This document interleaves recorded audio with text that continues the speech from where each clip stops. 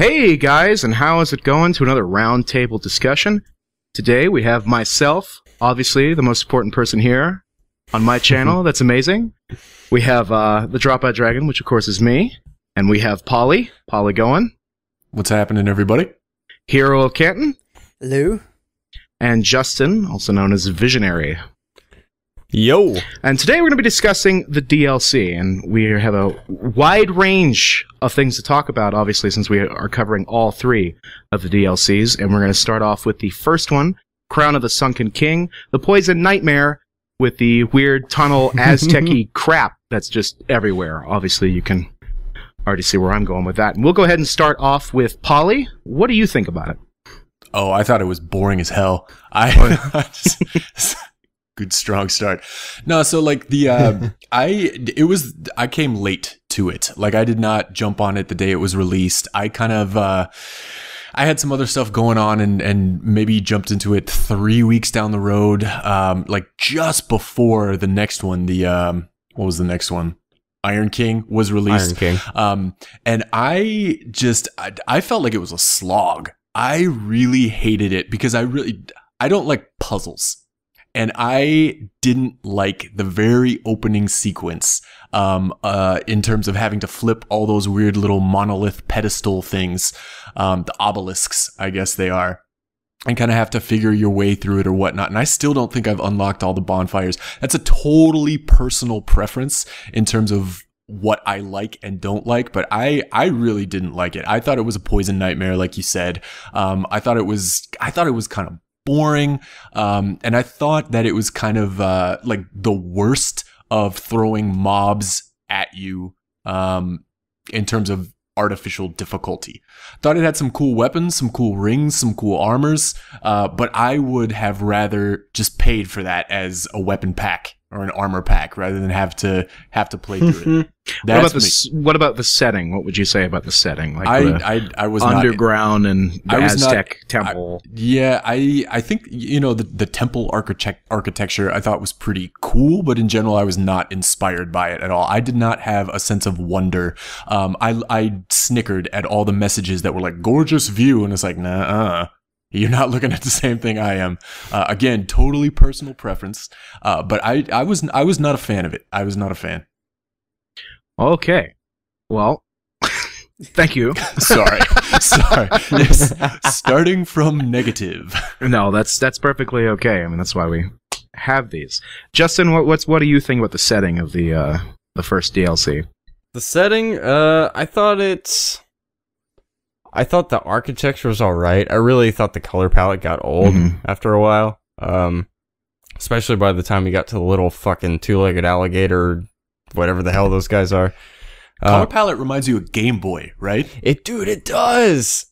It totally does. I thought it had some cool views. I'm not with you there, Polly. As far as like the light protruding from the top in a otherwise just completely underground area. I thought it had some cool little, I'd like to see it next gen, I guess, with some lens flare action going on and things like that. I don't know, I mean, going off setting, I think, I don't like the puzzles. It felt really like they were trying to take the Demon Souls PvE to the next level with that one and just failed at it. Yeah, what do you mean? Well, I don't know, I don't want to go on like a Demon Souls tirade, but the dude, it is so best game. Like with the like 3-1 with the keys and shit. The first time at least you went through there, you get lost and whatever, and it's just a matter of finding keys, fucking turning off the arrow thing, and this and that.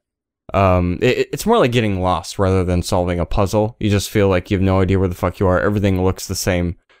And then they, like, some of the fucking things you had to push. I remember there was like one where you had to shoot an arrow into a tiny hole that you'd otherwise miss to unlock fucking some staircase or some tunnel or whatever. I thought it was so just overboard. That's what I felt like it really was, overboard.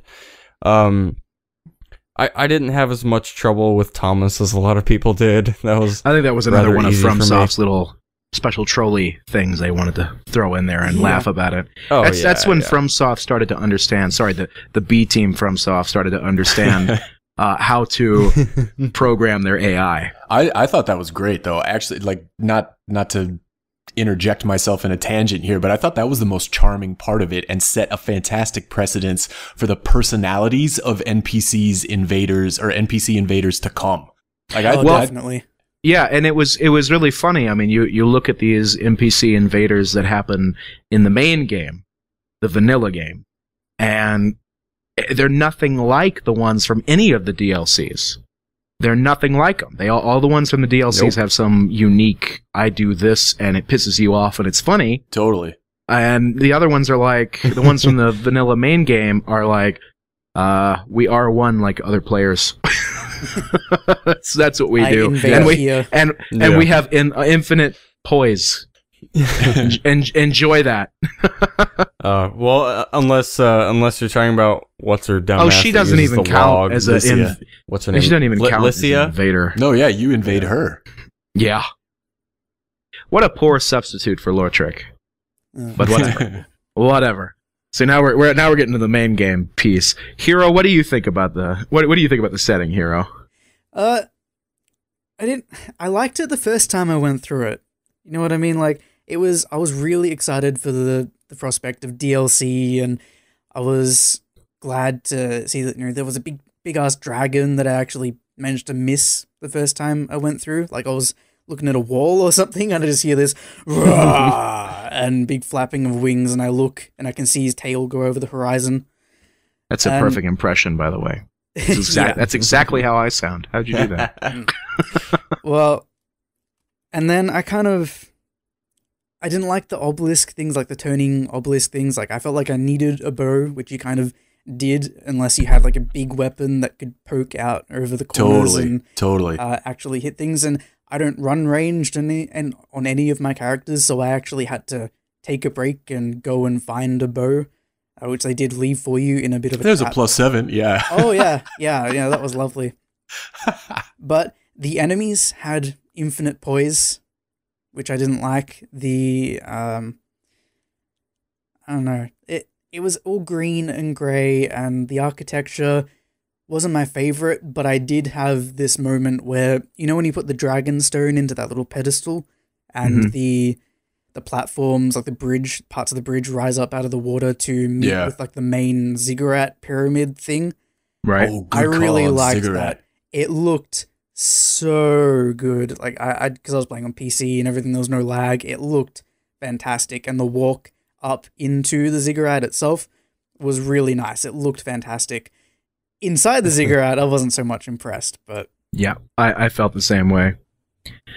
I would guess my opinion isn't much different from the rest of y'all's. I don't like the black and green overtone of everything, or that kind of light gray. Yeah.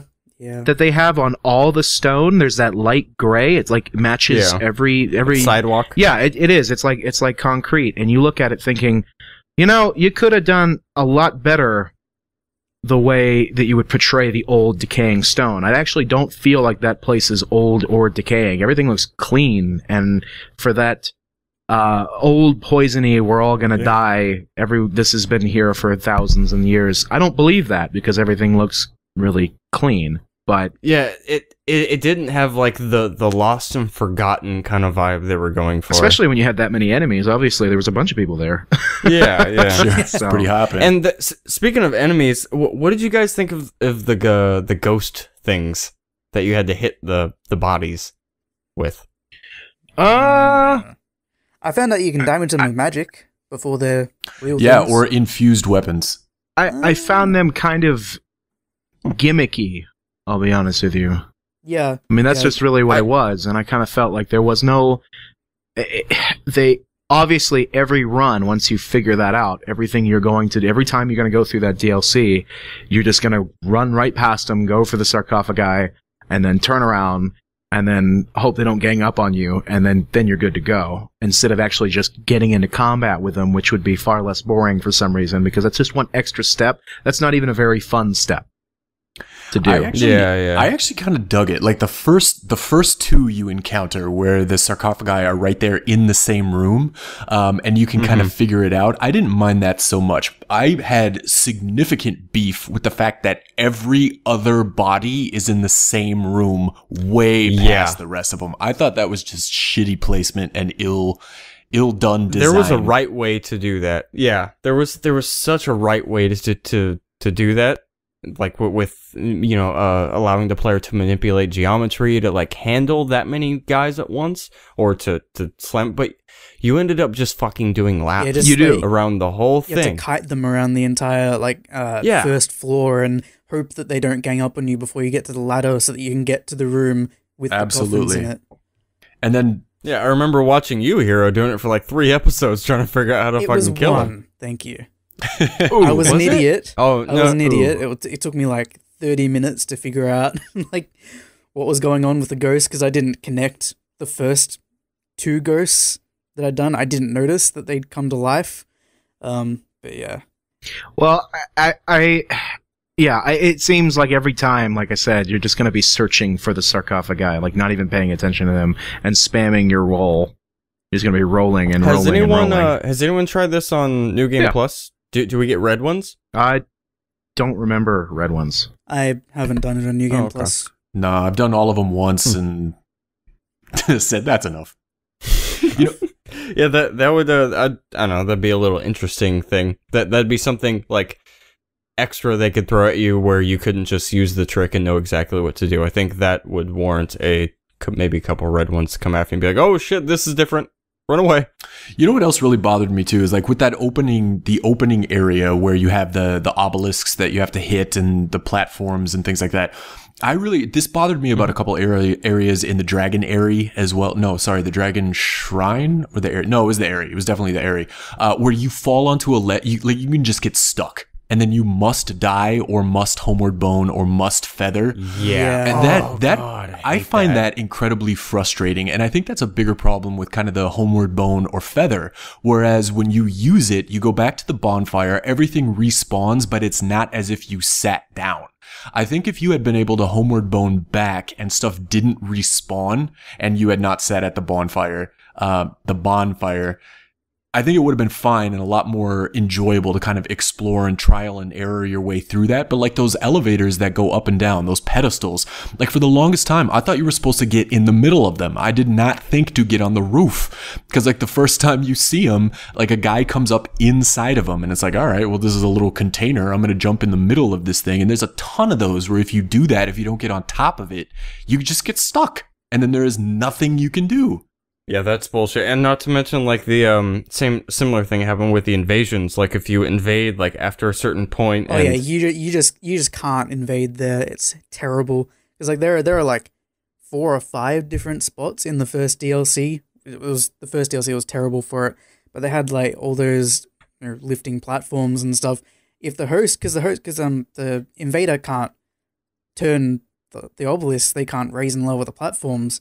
So... Co-op phantoms can't either, right?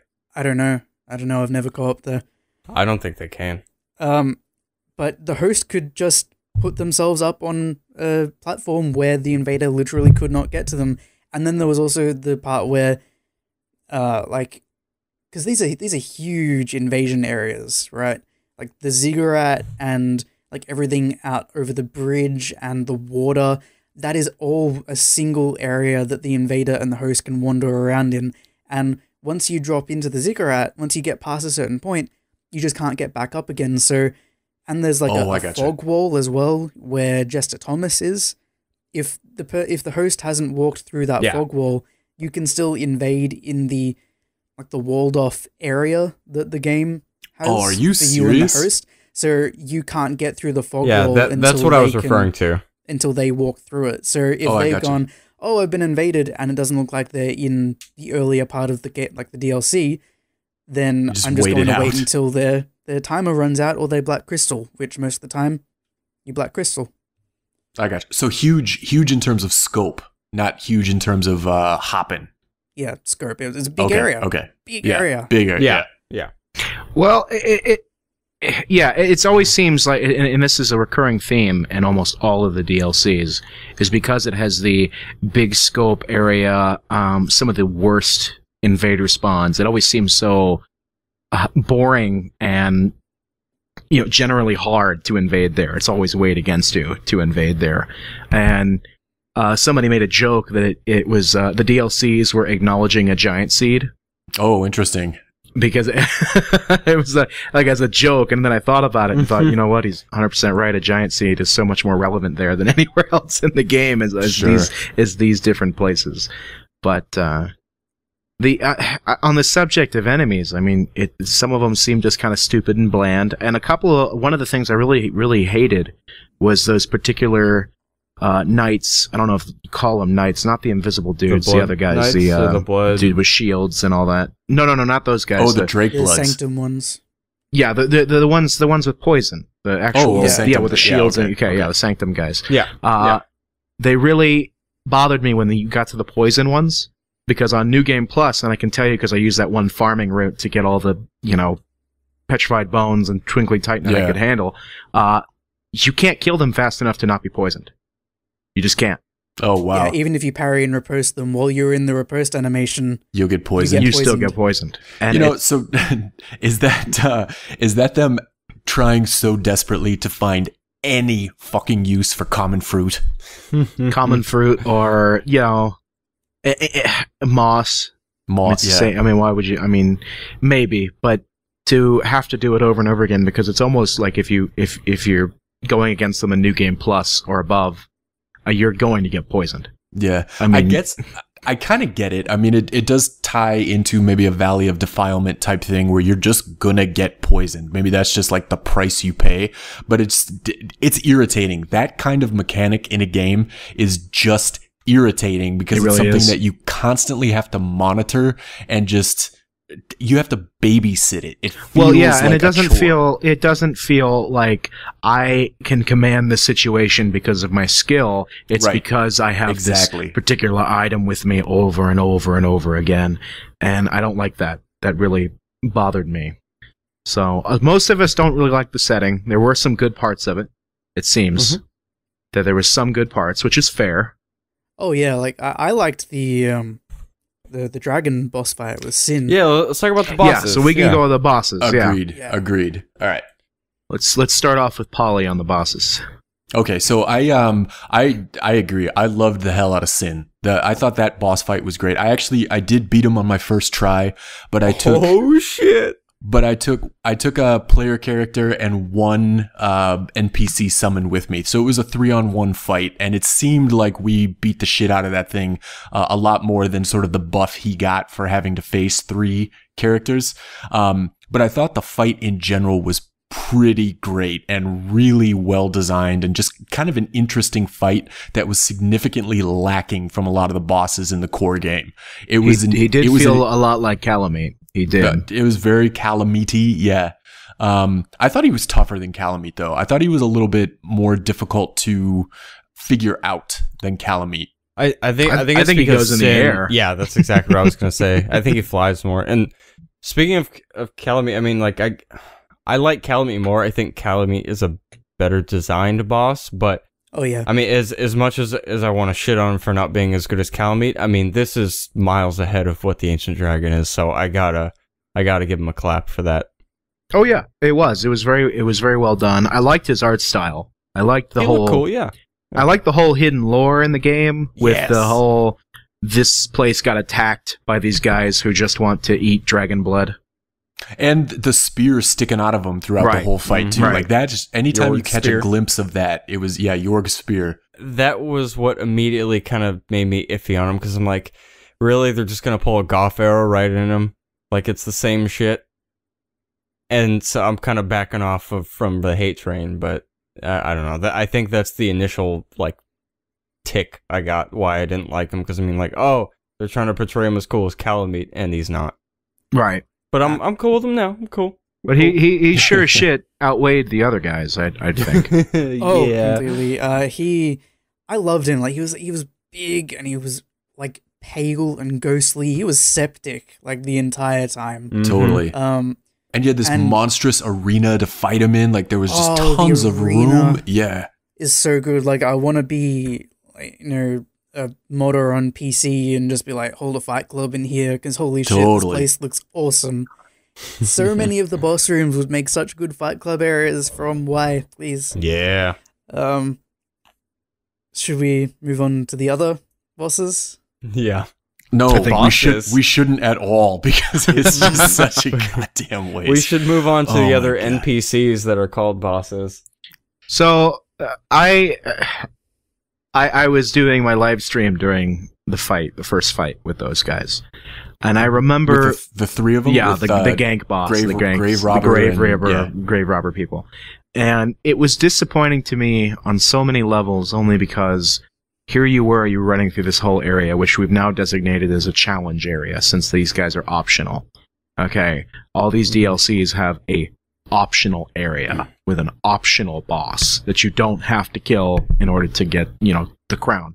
And this challenge area led you through so much, just, all these poison guys and all these weird red statues and petrifications. Oh, I mean, it was really, really spooky scary. And then you get there and it's just three fuckheads standing, with each other. And I didn't like that. And I knew, and I was really upset with just the mechanic of the battle. It's so easy once you kill the archer guy. If you just focus on that and you just run around the circle going, hey, I'm gonna cheese your AI, and they'll follow you, but the archer guy won't. He'll get separated. You go kill him, and the other two are just a matter of trades and just sipping your Estus. I never died to that guy ever. Those guys, and that was my problem with them. My big problem with those dudes. I think the only way that would be like a really fun fight is if you were on like New Game Plus 7 and you had two other Phantoms with you, and it was just like a fuck shit up fest. Well, it's sad to think of a boss in the way of, it would only be fun if... Oh no, I know. I'm not saying that's good, but I'm saying like, hey, I can at least try to have fun with that. I did kind of dig them in terms of what they were. Like, if they were these grave robber types who were running around, you find a bunch of empty chests. I think that's kind of cool. They had been there before you on the way down to them. All their gear was mismatched. There was nothing really coordinated about them. Like, they did seem like they were just kind of going around stealing shit. I thought that was kind of neat. Except for the Havel guy. He looked like he had pretty much gear. Oh yeah, that's true. he had some really matched gear that gives you quite high defense. Yeah. He found the get good chest. Yeah, he did. He found exactly. He snagged himself a forgotten key and was on his way. I want to know how we find his weapon in the fucking dragon area then. Didn't know there were two dragon teeth. Mm-hmm. Or dragons have many teeth. Or two sets of Havels. Just throwing that out there. No, if you look at them really closely, you can see that From understands what we don't like about PvP. Because if you look at those guys, you have your swift little katana Dex man, and he's pure Dex, and then you have the pure Havel tanky Grap, which, by the way, he will back off and go chug. And he was like the only one that I saw do that, which I thought was pretty funny. He was the only one. The one in Havels will walk off and go heal. No, dude, he would have had a buffed Santier spirit. That would have been hysterical. Resonant souls at you. With great magic barrier and fucking what is that shit called? Dark weapon. There you go. Sacred Oath, yeah. Every buff, quad buffing. He had a quad buff when you walked right through the door. Totally. Good. And he's the only NPC that could use fucking crystal magic weapon on the Moonlight Greatsword. That would have been perfect. I would have loved that. I don't know. I would have actually thought that boss was great. I would have liked the boss, I think, if it weren't actually called a boss. Like, it was just an encounter with you just ran into him. NPCs in a big room. I wouldn't mind that. But it's the fact that they can cheat. Yeah. That fucks me to high heaven and fucks so many people. It's like they can cancel out of a jumping attack into a roll, cancel out of the roll, into another jumping attack, into a normal R1, into a running R1. Unlimited poise. Yeah, and they can dodge like midway through an attack. They have infinite poise. They can block while attacking. It just doesn't make sense. Like, they have so many ways to cheese you, and the only one of them that you can basically cheese is by, well, you can just like run around the room and get them stuck on stuff, but there's one I think she was actually in the second DLC, Quicksword Rachel. You could light things on fire and then have her try and chase you around it and just run slowly through, take damage like until she died. But otherwise, she cancelled out of so many attacks. It's just, if they followed the rules of a normal player like they did in the first Dark Souls, I wouldn't have raised an eyebrow, really. It would have sucked. I'm gonna go ahead and mention Marvelous Chester doing his goddamn spin kick. That well, we'll he never be able to had do. the unique move set, but it didn't change the mechanic of the fucking model in front of you. Going, what is this? Yeah, he still had poise. You could still backstab him. He couldn't, it wasn't the same thing. You're right. It really fucked me off, and I will never consider that an actual boss. Like, if anyone ever does all It's not. all boss speedruns or anything, I'll just be like, nah, you didn't have to do that one. It's okay. I get it. So, moving on from them, though. Yeah. Moving on, so we do have other DLCs, but moving on from them, what did you guys think of Mini Nashandra? I thought that was just sheer goofballery in and of itself. I think she's a cheap boss. I hated it. The fact that the summons, You don't like a Valstat Just- master of No. broken hitboxes? Valstat or the piglets. pigs. Oh my god, I was wanting. So I saw Hero's playthrough, like his blind playthrough, where he died. Like I died to her a couple times, and I saw you die to her the first time, and the second time you went in there, she summoned the piglets. I was And like, what? oh my heavens! And so I was just hoping against hope that I would get a swarm of piglets, but I ended up getting Valstat, and then I was sort of like, all right, I'm just gonna kite this guy and go in for her. But I was using a pretty light weapon, and I don't think it was upgraded all the way. So then I had like Valstat and skeletons, and then it was Valstat and skeletons, and it's like, good God! Yeah. Yeah. And her broken ass spell casting that hits you regardless if you're by it or not. That's fun.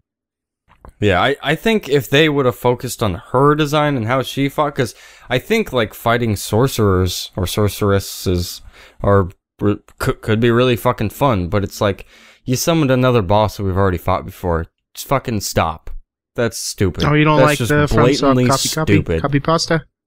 Oh, then you're not gonna like this whole discussion. The motherfucker looks like Garl Vinland anyway. GG from. Yeah. You're not fooling anyone. I would be so much more okay with that. I mean, I was fine with it for a long time until they copy pasta into other stuff, and I thought, okay, this was a great joke in the beginning. And then you kept bringing him back because he was a decent boss? No. Nope. Nope.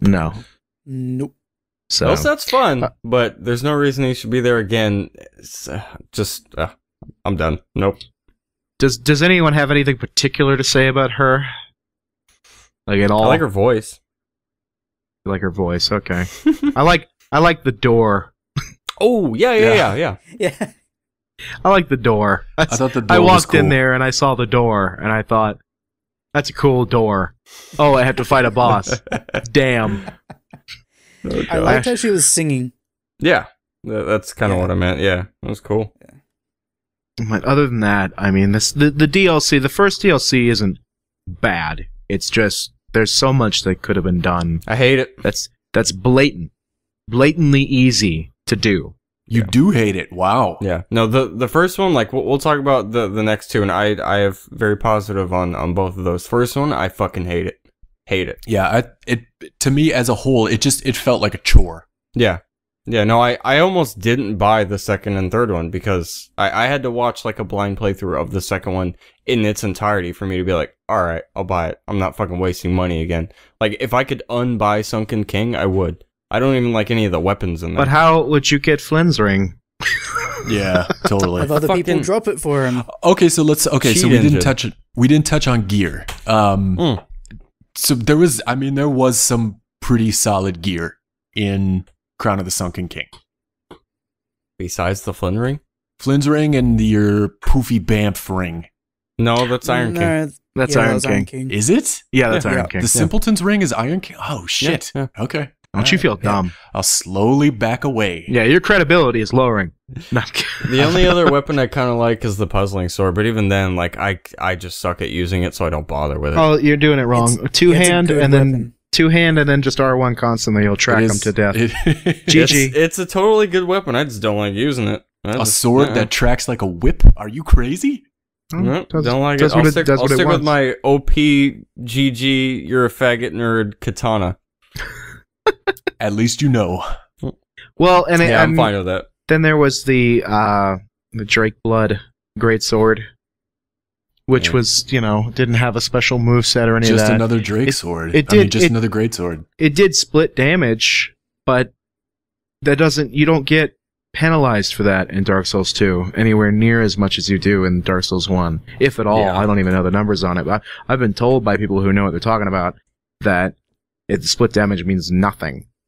So there's really kind of. It depends on the armor of your opponent, but not anything near significant. So there you go. There's just another greatsword that happens to do something weird with the damage, but nothing moveset wise or cool wise or any of that. It doesn't look particularly interesting. I didn't like their armor either. A lot of people were really hot on the Drake Blood armor when it first came out, and I always thought it looked kind of chunky and potbelly. Don't like it. I do like the PC mod that makes it look like the fluted armor from Demon Souls. Get the Bro Strava going on. Of course you do. I've not seen that. Of course, everybody loves Bro Strava. I think we're finding a theme here about Demon Souls. Like it's just on people's minds here, and there are a lot of references to Demon Souls, which we'll get in the third DLC. Oh, jeez. We'll get to that. But that's the general roundup of the first one. Yeah. So, should we give it a number score? We did number scores on the last one. Should we rank the DLCs? Sure, I'll go first. I will give it a 6 out of 10. And the only reason it's not a 5 is because there was a farming route that was really awesome for the rest of the game. Okay. How much I liked it? 2. 2 out of 10. Wow. Yeah. Wow. I'm gonna give it a 5, 2.5 for Sin, and 2.5 for Flynn's Ring. Flynn's Ring. Gotta love Flynn's Ring. Oh yeah, love it. Yeah, I'm gonna give it a 2 as well. I hated almost everything about it. I thought Jester Thomas was charming. I think the Flynn's Ring is a fantastic ring, but I would have loved to just buy a weapons pack and not have to play through the DLC to get it. Agreed. Alrighty then. Well, we'll move on to the second DLC here. Cool. So, Crown of the Sunken King is over. We've moved on from that. Crown of the Iron King now is second DLC. We can go ahead and start off the same way. We can talk about the setting, what we thought about the setting, and we'll go ahead and start off with Polly. What did you think of the setting of the second DLC? I definitely thought it was better.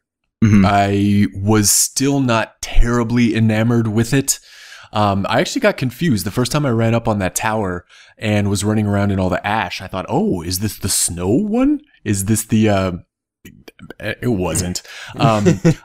I thought there were just weird little things that kind of irritated me about it. I hated having to find the smelter wedges and take out all those stupid fucking idols.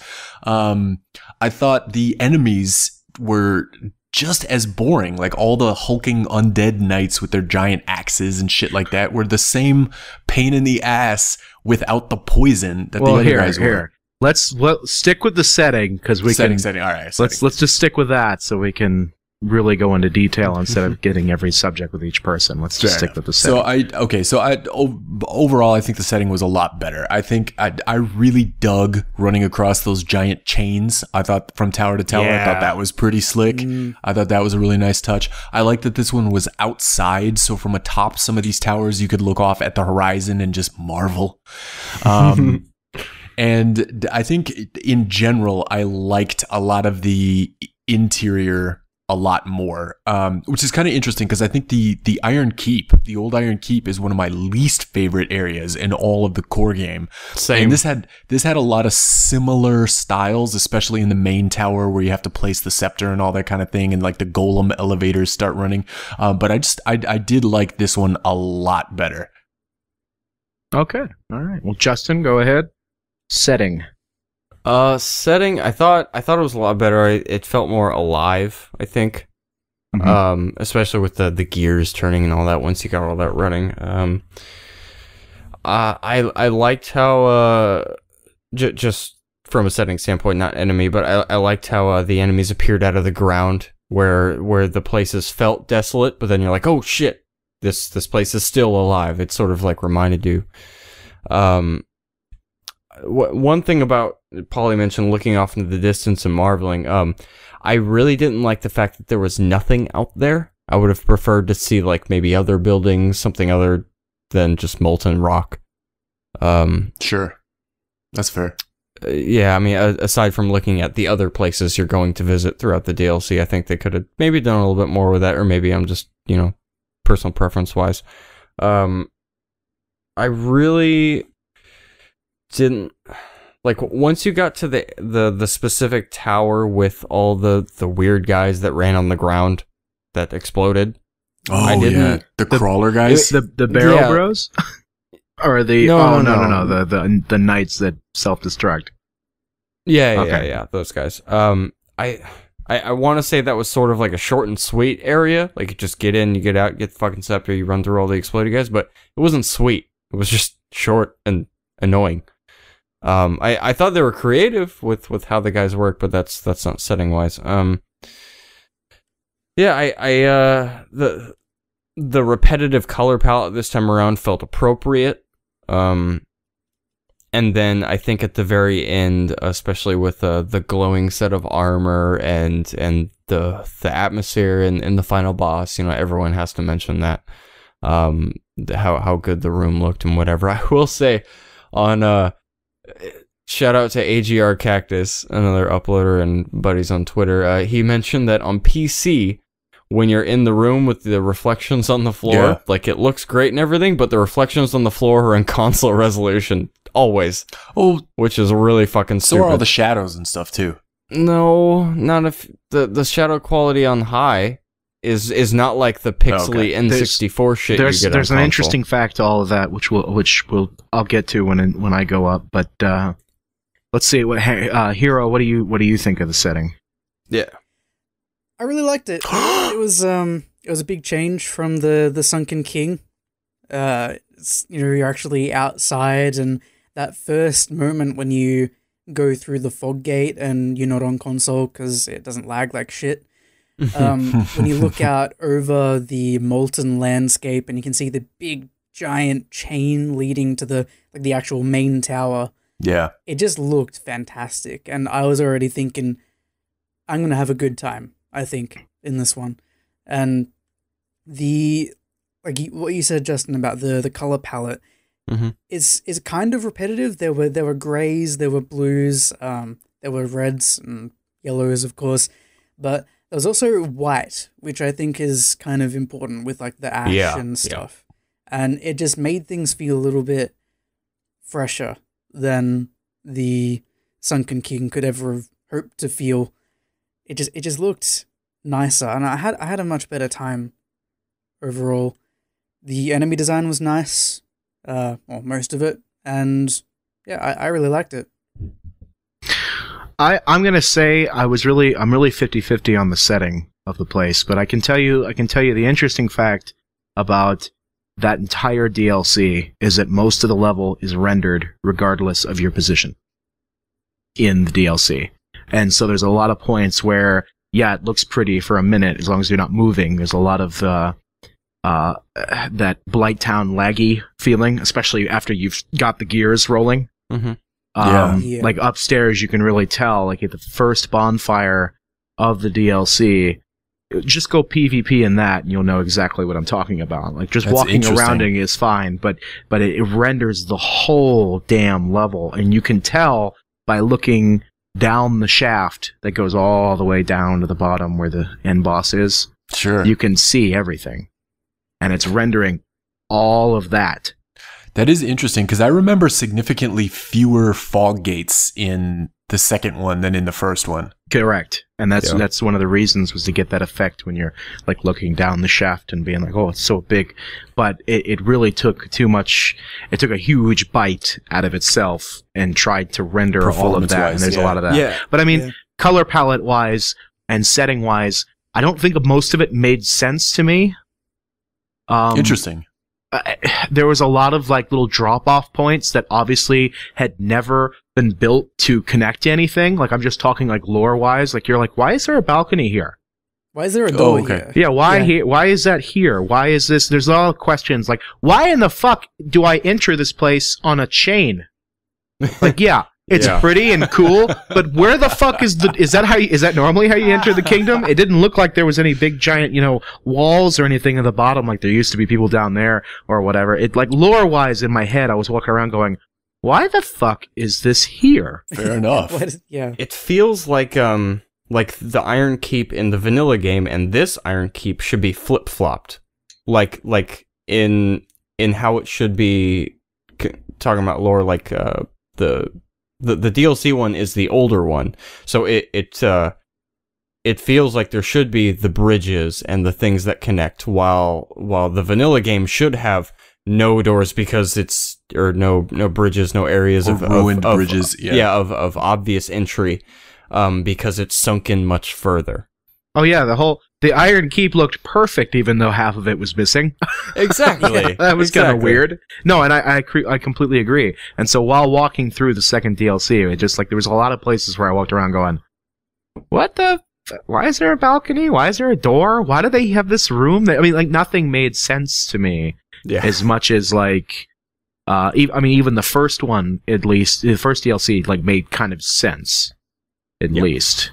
But the general feel of the setting, I think they made a good choice. This is setting in enemies, not totally enemies, but the choice of making enemies rise from the ground, because it really gave you the sense that this place was old, unlike the first one, where guys were just standing there. They're just kind of hanging out. There's just dudes that are just there, and that really you felt bugs like they you. were buried. Yeah, exactly. They've been there, and you've now tripped their presence. And now they're just coming out of the ground, and they're pissed at you. And that made a lot more sense than like what the first DLC did, and that gave you more of that feeling. But I'll tell you, the biggest thing about the setting that I really did like was the fact there was an immediate change once you lit the place up. You put that special firecracker right in there and get all the gears turning and everything. That bottle rocket. It changed the setting dramatically. Everything was suddenly now alive, as opposed to its deadened state. So they got that right. I did like that. That did feel good. Like it was changing the setting in the same DLC, and I like that. Yeah, I think this particular DLC has done something better than any Souls game has ever done, and that's a sense of verticality within the space. Yeah, I thought that was really cool. Like that coupled with sort of we a couple of us mentioned like the outsideness or the outside quality to it. There is something fun and cool about running in the tower, running out of the tower on the balcony to get into another level, running in the tower, running out of the tower, and the feeling that you were constantly going up or down. Some of it was a little bit cheesy with the elevators. And things like that. Like that felt a little bit platformery. A lot of backtracking. Yeah, lots of backtrack. But it did have a really nice vertical scale. Maybe that ties into sort of loading the whole level, because you could like go really high up or really high down. I don't know. Yeah, that's a great point. Fairly quickly. Really quick. Yeah, I think they kind of did that before with like maybe Blighttown and the Great Hollow. Like you kind of got a sense of like how high you were, especially in the Great Hollow where you were constantly dropping towards, Ash Lake. But yeah, this one, especially since you were able to go up and down, and you're like, oh my god, how far does this place go? Especially when there was like that double elevator once you got the scepter in. Right. Yeah, I don't know, it felt cool to me. Well, I think too, it's like it's the only real issue I have with the setting, other than shit not making sense, is probably the backtracking. Now that just could be that's a personal preference. Yeah. I don't like the idea of, I turned on the gears, now I can go upstairs now. Yeah, well, and that's not really like setting. That's level design. And setting and level design. I mean, that's. Well, true. It's the space in which you occupy. Yeah, I mean, I totally. I just didn't like that's my thing with the setting. Is like most of it was backtracking, going, okay, I turned that on, so let me go here, and then try desperately to remember which elevator it was where there was that one little niche door that I saw that I couldn't get into before. Totally. Which, by the way, also didn't make any fucking sense that it existed there. So, like, I want to see that place in its prime, just to see these like people's kids running around and like jumping 10 feet across the tower. Yeah, totally. Go tell daddy that dinner is ready, and he's back like 28 minutes later. Yeah. I mean, that's like, holy shit. So that was kind of, back 28 minutes later, covered in dirt from rolling every time he hit the ground. Exactly. Because with third-degree burns from all the fire spewing out of this random central column. God. So, and he's right, because there was nothing around the tower, you can only assume that's the way it was like designed. Like that's, just lore-wise, you look at it and go, it doesn't make a whole lot of sense to me. This place does not make sense to me. I don't know why it's there. Where's the rest of Drang Lake? Because, I mean, as far as, like, when you're on the bottom of that in the vanilla game in Earthen Peak, you're like, oh, I can see it. But did the molten rock harden over time then? And the whole Iron Keep, Harvest Valley, Earthen Peak thing doesn't make shit of sense even in the vanilla game. So, yeah, coming from, like, as far as geometry goes, lore-wise, viewpoint-wise, nothing makes fucking sense. So I can't say I'm surprised, but I would have liked to see them maybe put in some effort balconies, to kind of man. Where do they go? No, so I think, okay, so what view are you supposed to see? I always thought of the balconies. Like, I think I know what you're talking about. The balconies where there's, like, that row, that half moon of doors that just open onto these balconies that go nowhere. I kind of always imagined... Where the simpletons are. I always kind of imagined those as like the sky cells in Game of Thrones. Like, I thought those were sort of like prisoner areas where they just lock somebody in there and it opens into an infinite drop. Well, yeah, there's those, and those could make sense in some way, but I'm talking more like when the moment you get into the DLC and you start going downward, there are absolutely definite areas that make no sense because and they look like they were designed that way. Yeah, like, it doesn't look like things have crumbled, like bridges and staircases have fallen down. It just looks like this is the end of the platform.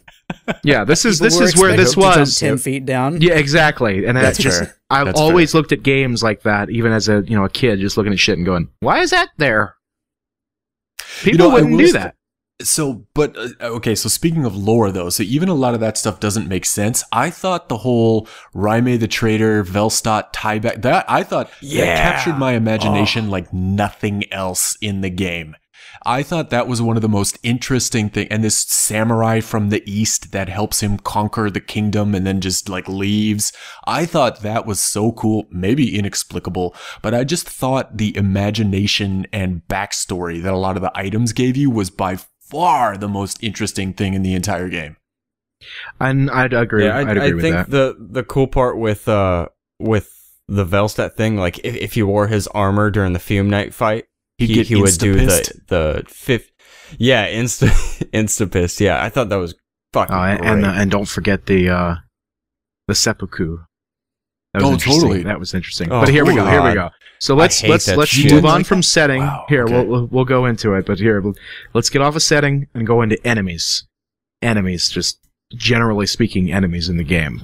Polly, since we got a cycle going on, this is you, buddy. Sure. So I think I mentioned this a little bit earlier. I thought most of the undead guys that came out of the ground were just a little bit repetitive. They got to be the same thing over and over and over. And I thought that they threw a lot of mobs at you to make it hard just for the sake of like, that's a shit ton of guys to have to kite and fight and take on at the same time. I think this one was the worst one in terms of shoving multiple people at you like over and over and over again. Yeah, everyone knows that room. Yeah, that totally. Absolutely. Oh my god, if you don't know that room, if you feel like you don't, watch Seraphim 17's playthrough. Well, and then like I hated those giants that would like spew lava out of their armpits. Oh, I love them. Oh my god, I thought that was just like so shitty. And out of their armpits? Yeah. Isn't that it was out of their pauldrons. Out of their, I have no idea what a pauldron is. What's a pauldron? Shoulder pad. Really? Yeah, didn't you ever play WoW and won all the golden shoulder crap? No, I never played WoW. Me neither. I'm just making a joke. I kind of wear that as a badge of honor. I'm sorry. But yet, no, so I didn't know what a pauldron was. Okay, so it shoots out of their pauldron and not out of their pits. But I did not like those guys because, I mean, I felt like they were kind of like the giants or the Drake Keepers in the Dragon Shrine, that they had cheap movesets. They could interrupt their frames and break frames, and their tracking was obscene compared to... Their tracking was horrible, Yeah. I agree. And it would just like, it would follow you everywhere, and woe is me, or woe is you, if my tracking could do that with these giant strength weapons and just like follow you through the roll. And it Like, made no fuck all sense. you guys. It Yeah. made no sense in the regard that here these guys were slowly lumbering around, and then all of a sudden, Totally. whoop, watch me 180 with no fucking problem. Yeah. Hope you're cool absolutely. with that. 180 like a flip book, because it's like it doesn't have smooth frame animation. And so it's sort of like it's skipping. You're watching them swing through a picket fence, and suddenly the club is coming at you. Yeah. Yep, my biggest gripe with that is when they go through the geometry. I fucking totally. like, if I can't do that with a strength weapon, like I should not be able to see you clip through a wall and fucking hit me with your strongest attack when you slam down. That's bullshit. The only time I've ever liked that, and this happened in, I don't know if it was my blind one, but I played through it, and you know that area, like the ash place, you have to go out and get like the key that opens up the door. Yep, that's what I was thinking of. Yeah. Well, you can see their weapons come through that wall, but what happened for me is it came through the wall and it landed, like the weapon hit one of the guys with the barrels and knocked him into the fire and exploded. I remember that. And, like the giant fell over. I didn't get hit. I wasn't scratched, but the giant like fell over, did like this whole pancake thing. So there's like a specific animation for them getting exploded. I really like that. That is good. It is I good. remember that. That was cool. I mean, I thought, okay, so we're talking strictly enemies, not bosses. No, yeah, enemies. Okay. Yeah. Mobs. I thought the guys that were floaty and sort of like fumbling, flailing hit you with The their swords. possessed armor. Possessed armor. I thought they were kind of interesting, but fairly stupid. I didn't like them a lot, but I did think they were interesting. I thought the little dudes running around with the barrels was a pretty interesting thing to add. I thought that was kind of fun. Maybe because I've only played through it twice on two different characters. Like I have not revisited this time and time again, but I thought that was kind of silly and fun, and using those guys to your advantage to blow other shit up, I thought was kind of cool. I think it changed like your perception of what kiting can do, because you had to kite them towards other people while they're chasing you. If you wanted to use them in that way, I thought that was kind of cool. Yeah, did they ever chase you though? I feel like all of them constantly ran away from me. No, they don't. They don't chase you. They're not aggressive. They can hit you. They hit you with the barrel, but I don't. I had a couple. I've never seen them after chase me. you. I mean, not fucking like charging at me, but a couple were kind of wobbling, making Well, little penguin see, and asses. that was their AI doesn't make a whole lot of sense to what they Okay, do. maybe they were just walking towards me and not actually coming at me. I tried scaring them away into the little hole, and they sometimes would just kind of like look at me and then walk towards me, stand there, stare at me some more, and then turn around, go towards the hole, decide to go right, and I'm like, no, and you're trying to herd them into there. Their AI was just dumb, and they're getting a lot of commands at once. You have to remember, because they also gravitate towards fire. Yeah, they like the fire. Yeah. They gravitate towards it. So I don't know if this ties in with enemies too, but I really do like, calling back to what you were saying about the enemies being buried in the ash and they come out of the ground. I really liked the fact that you could run over those incinerated guys that were half coming out, and some of them would drop items. And so it was like this, it was this constant lure. You're constantly rolling the dice in terms of, I want to knock down all these ash remnants of soldiers to see if there's items in there, but there's guys popping out of the ash. I thought that was a really nice, that's like funny, because I had the fisherman exact quality. opposite feeling Really? with those Okay. guys. Okay. I tiptoed around them during my playthrough, and I called them little ash bros, and I was just like tiptoeing around, Ash holes. and I was like, oh god, don't hit him, and then an enemy would just walk right over, and I'd be like, oh, he broke him. Guy's dead now. He fell apart. He broke him. He broke the ash bro. He's gone. You desecrated his body. And I feel I just tiptoed around all of them just out of complete and total superstition. Like, Interesting. Don't disturb them. They've been that way a long time. Blind compassion. Yeah, I went trouncing through there with my elite night leggings and boots, just stomping on everybody I could. You're like, oh, there's items in here. Fucking sprint button. Here we go. I ran through them all like a kid running through sandcastles on the beach. I guess I was the only one that just like, don't disturb it. Don't mess with it. Just stay away from the way that they are. They're perfect. I had a moment of You know, we haven't. Sorry to kind of moving on here. None of us have mentioned the theme sorcerers yet. I loved those. They can guys. kiss my ass. Yeah, I'm gonna agree with that. They can do. They can kiss your ass. The biggest problem I have with them is the fact that not only do they do things that you can't. I hate that because it's obvious the Simpleton's Ring is a reference to them because they do the whole poofy thing, but they just just poof right the fuck behind you. I hate it. I love it. I hate it. I love it. You know, they struck me as like a cheaper version of the assassins in Demon Souls. Those guys in 1.3 and 1.4. Yeah, a little bit. Yeah. Well, and they didn't make sense with the spell they cast, which was like that faithy looking thing. It looked like Blinding Bolt for a minute. Yeah, I also didn't get the significance of the use of miracles by them and how it correlated to the rest of their level. Lore-wise, I don't...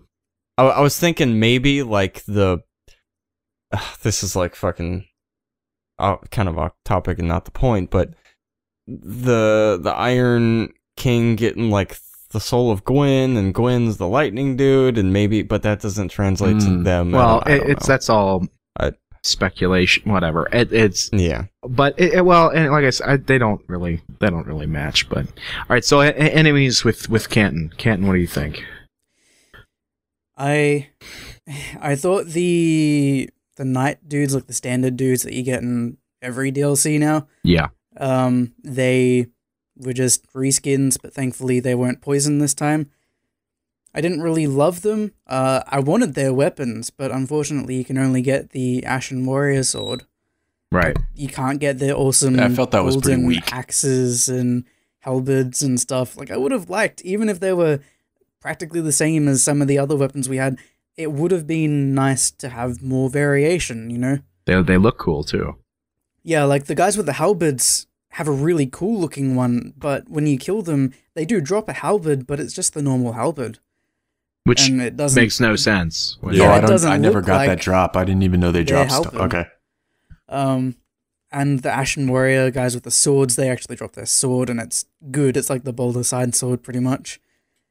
Lots of perks. But the rest of the enemies, the crawling guys that self-destruct, I didn't really like them. The first time I found out they could self-destruct, I was like, oh, cool. But then I just found out that they lit all the other enemies on fire, and you couldn't touch them without taking damage. Yeah. And I was like, eh.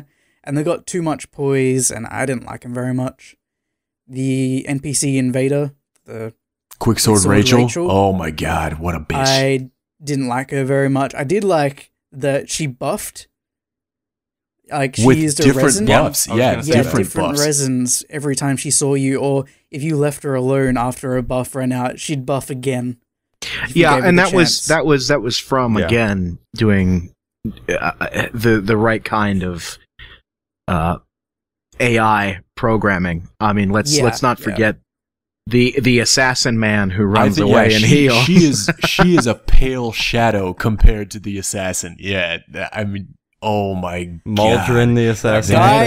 That guy is the fuck of fucks. That was my favorite part of every single Iron King playthrough I watched. Everyone was pissed at him. And it was, I mean, it's perfect. Like, they perfectly captured the behavior and personality of every scrub shit invader you will come across. And he's not wrong. They even got it down to the fact that they can face stab you.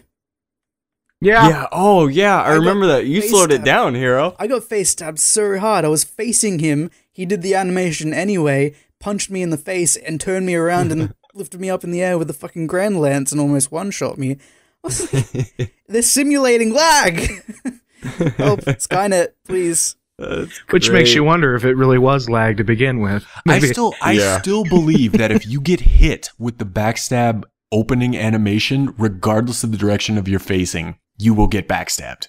I think it might be true because if you run into that little fist bump, you will get flipped around and backstabbed. To be honest, I mean we'll keep this short just because it's speculation. But to be honest, there's a when I parry, I like to bait people for parrying, and I'll do like a jumping attack, and if it hits them, great. If it doesn't, I'll just parry and get them most of the time because they're trying to punish me for jumping. And if I do it too late, they face stab me 100% of the time. Absolutely. And then I see people do it. They try to do it to me. They do the jumping attack, and then I see them turn around, move their shield up like they're parrying, and then bam, get face stabbed. I've been on both sides of that as well. And I thought, interesting. But whatever, that's speculation. That's just I'm sure the comment section will let us know what they think. We should test it.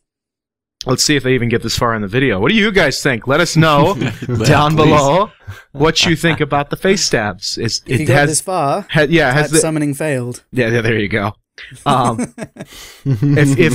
the NPCs have taught us that face stabs are actually a mechanic in the game and not because of lag or latency, that'd be interesting. That's an interesting discussion, but for another time.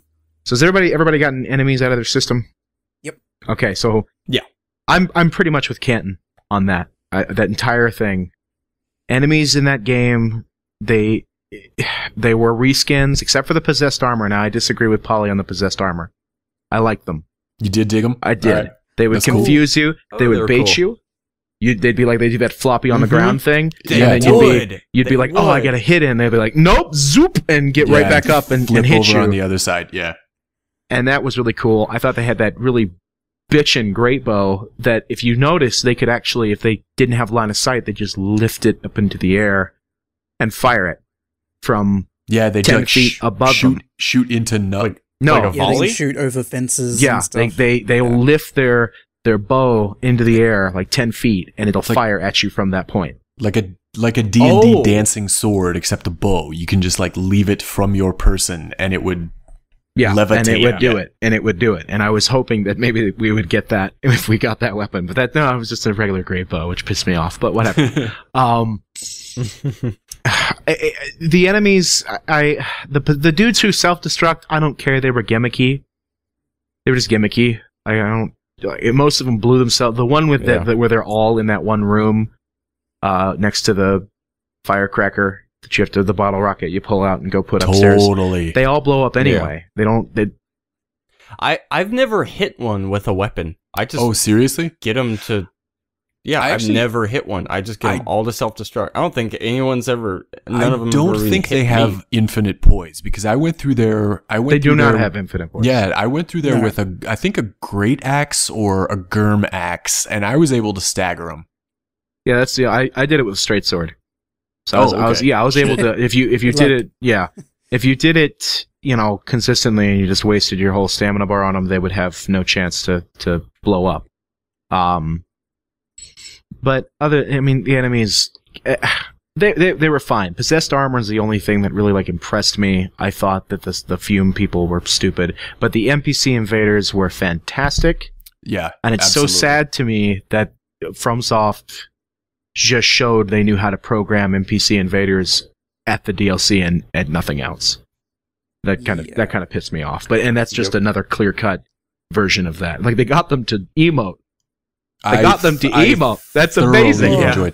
I loved them because they had personality. They would get under your skin the way that scummy invaders would. Like they would mock you, and it was sort of like, "Oh my god, you son of a bitch! I know you didn't do anything. You only won because you had more health. You only won because you had this, that, and the other, and what." But they would get under your skin. We remember them so vividly because it's like I literally someone in one of my videos was asking me what the hell shield I was using. I was like, "Oh, that's the Cursed Bone shield." They're like, "Where do you get it?" I'm like, "Merciless Rana or whatever," and they're like, "Who?" I'm like, "Oh, that one invader that happens in the Huntsman's cosp. It just pops up. It's the one with the scythe." They're like, "Oh yeah, I totally exactly." Yeah, that personality-less thing. That thing that Yeah, okay. Yeah, the personality they have in the DLC justifies giving them a name. Exactly. And then you It's get not Invader A. yeah, and then Invader B. you don't have the one that shows up in the Shrine of Amana that just starts spamming spells. Like, who cares? Like, that's just Oh God. who cares? But you don't ever think of these two when you think of these invaders. You think of the ones from the DLC and go, ha, I remember that. That was fantastic, actually. But Kindlar, is that his name? the who? The one in Peculiar Kindula or something. Peculiar Kindlar, that's right. Yeah. something, whatever. Yeah, he's peculiar in the way that I don't remember him. Right. Exactly. I don't know why, because I mean, think about it in retrospect. I don't know why we don't remember their names, because it's not like Dark Souls 1 was any different. I don't know why I remember Maneater Mildred's name, other than the fact that maybe it's because I was able to summon her for Quelaag. Yeah. That's You see her exactly- again. That's the only reason that you remember the ones. The one I forgot. The one who comes in and keeps invading you. With the dagger. Navlon? No, not Navlon. The other one. The Usurper. Usurper. Yeah, Usurper. Nameless Usurper. Oh, That one. Lycia. Yeah, her. You remember her. I see her physically. I didn't remember her name, but you remember her physically only because she shows up 3 fucking times. And that's the only reason that you remember, Maneater Mildred, is because you could summon her and you see her again. And for a lot of our noob asses, that was the only way you're going to kill Quelaag. So, until you got good. But that's why. That's just more repetition than anything. But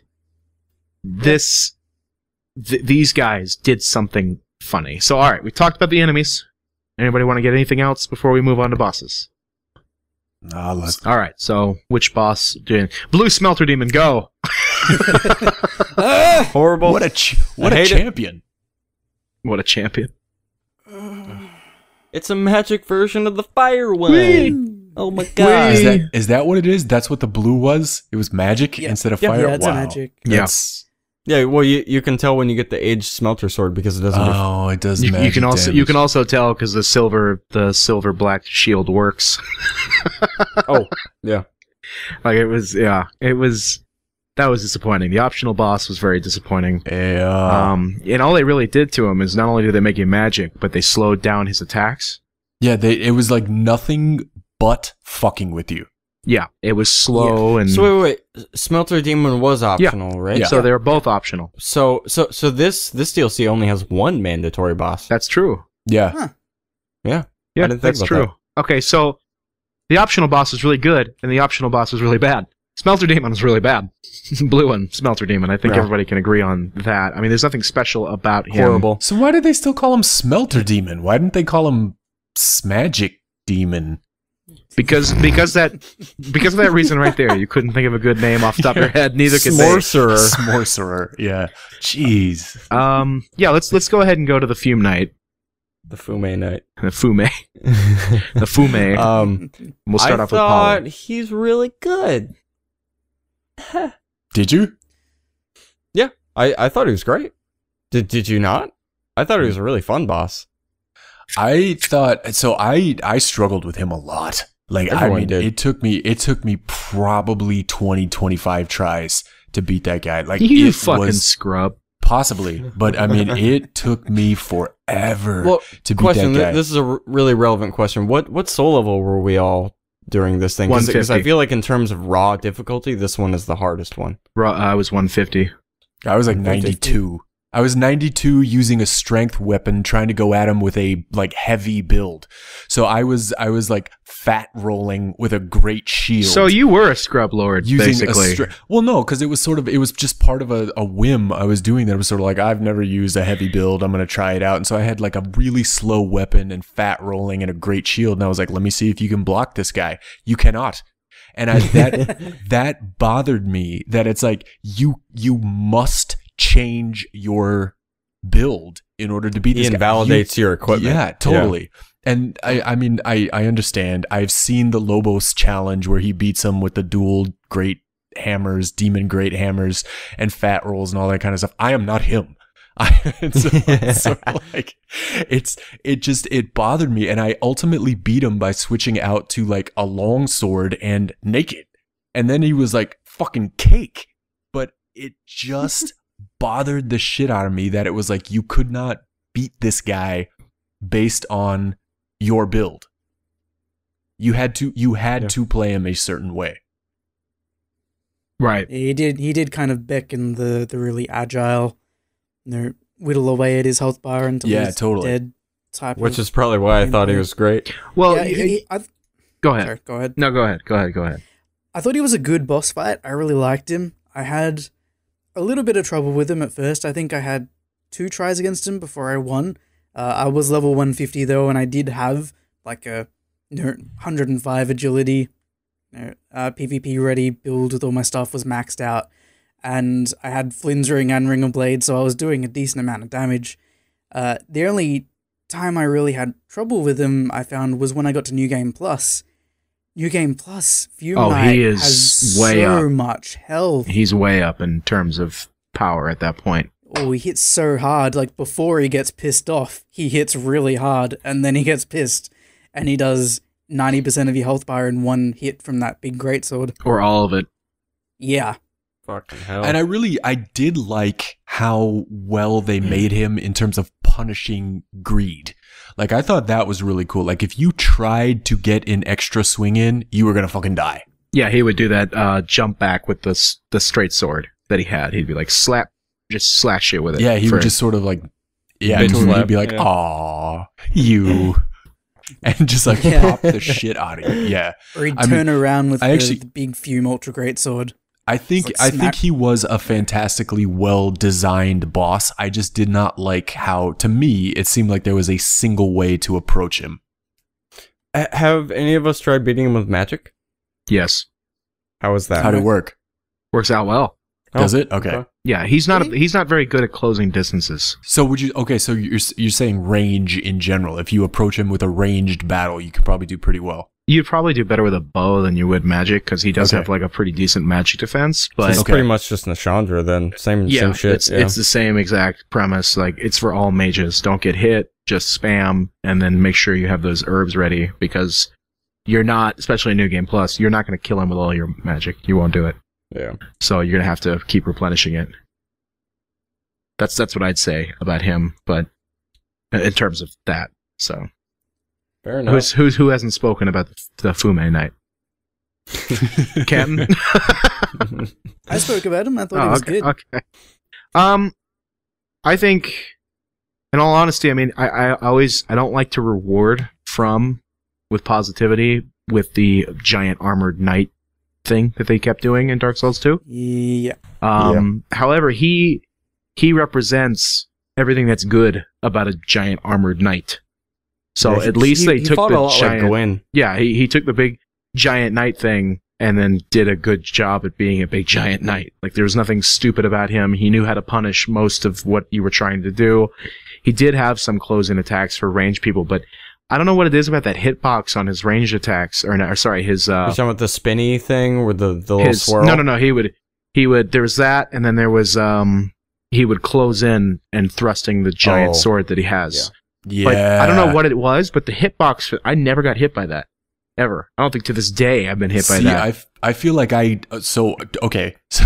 feel like I never got hit by that either, but I constantly took damage from it. Well, no, I never got hit, period. The hitbox was fine. I think that was the issue, was he wasn't hard to time. Just roll and when he through went into it, his bro. little super mode thing, as long as you could be behind him, his super mode thing was like no threat whatsoever. Well, and that was the thing. That was the harsh lesson I learned with my trying to go at him with a heavy build. Is Right. like you could never get behind him, and so you were just constantly getting guard broken and. Well, that's a problem with every boss in this game. It's just pivot to the right. I guess, yeah. Yeah. I felt like he was a competent super Ornstein. Okay. I don't think he was as fast, but yeah. With his when he had his what was the non-giant sword that he had? Like when the fume sword, yeah, when he still had the fume sword, he was pretty quick. Yeah. Yeah, Like he was. he could throw out those attacks really fast. But you never saw him in quick succession, though. It was always a supplement to his big fucking dick sword, his Dragon Bone Smasher. Yeah. Which I was so disappointed in. Oh, really? Say, I dig that one. All right, But well, we're not on gear yet. Let's move here. We all got the Fume Knight out of our system. Let's move on to Everybody's favorite Sir boss Alone. Sir Alone. Cosplay time. Original cosplay time. Totally I haven't seen original that cosplay before. time. Yeah. Never. So God. I thought he was badass, but I thought he was. I mean, he's one of those characters that they put in games knowing that everybody and their little fucking dog is going to say, like, that's the coolest character ever. Yeah. And Well, I thought, yeah.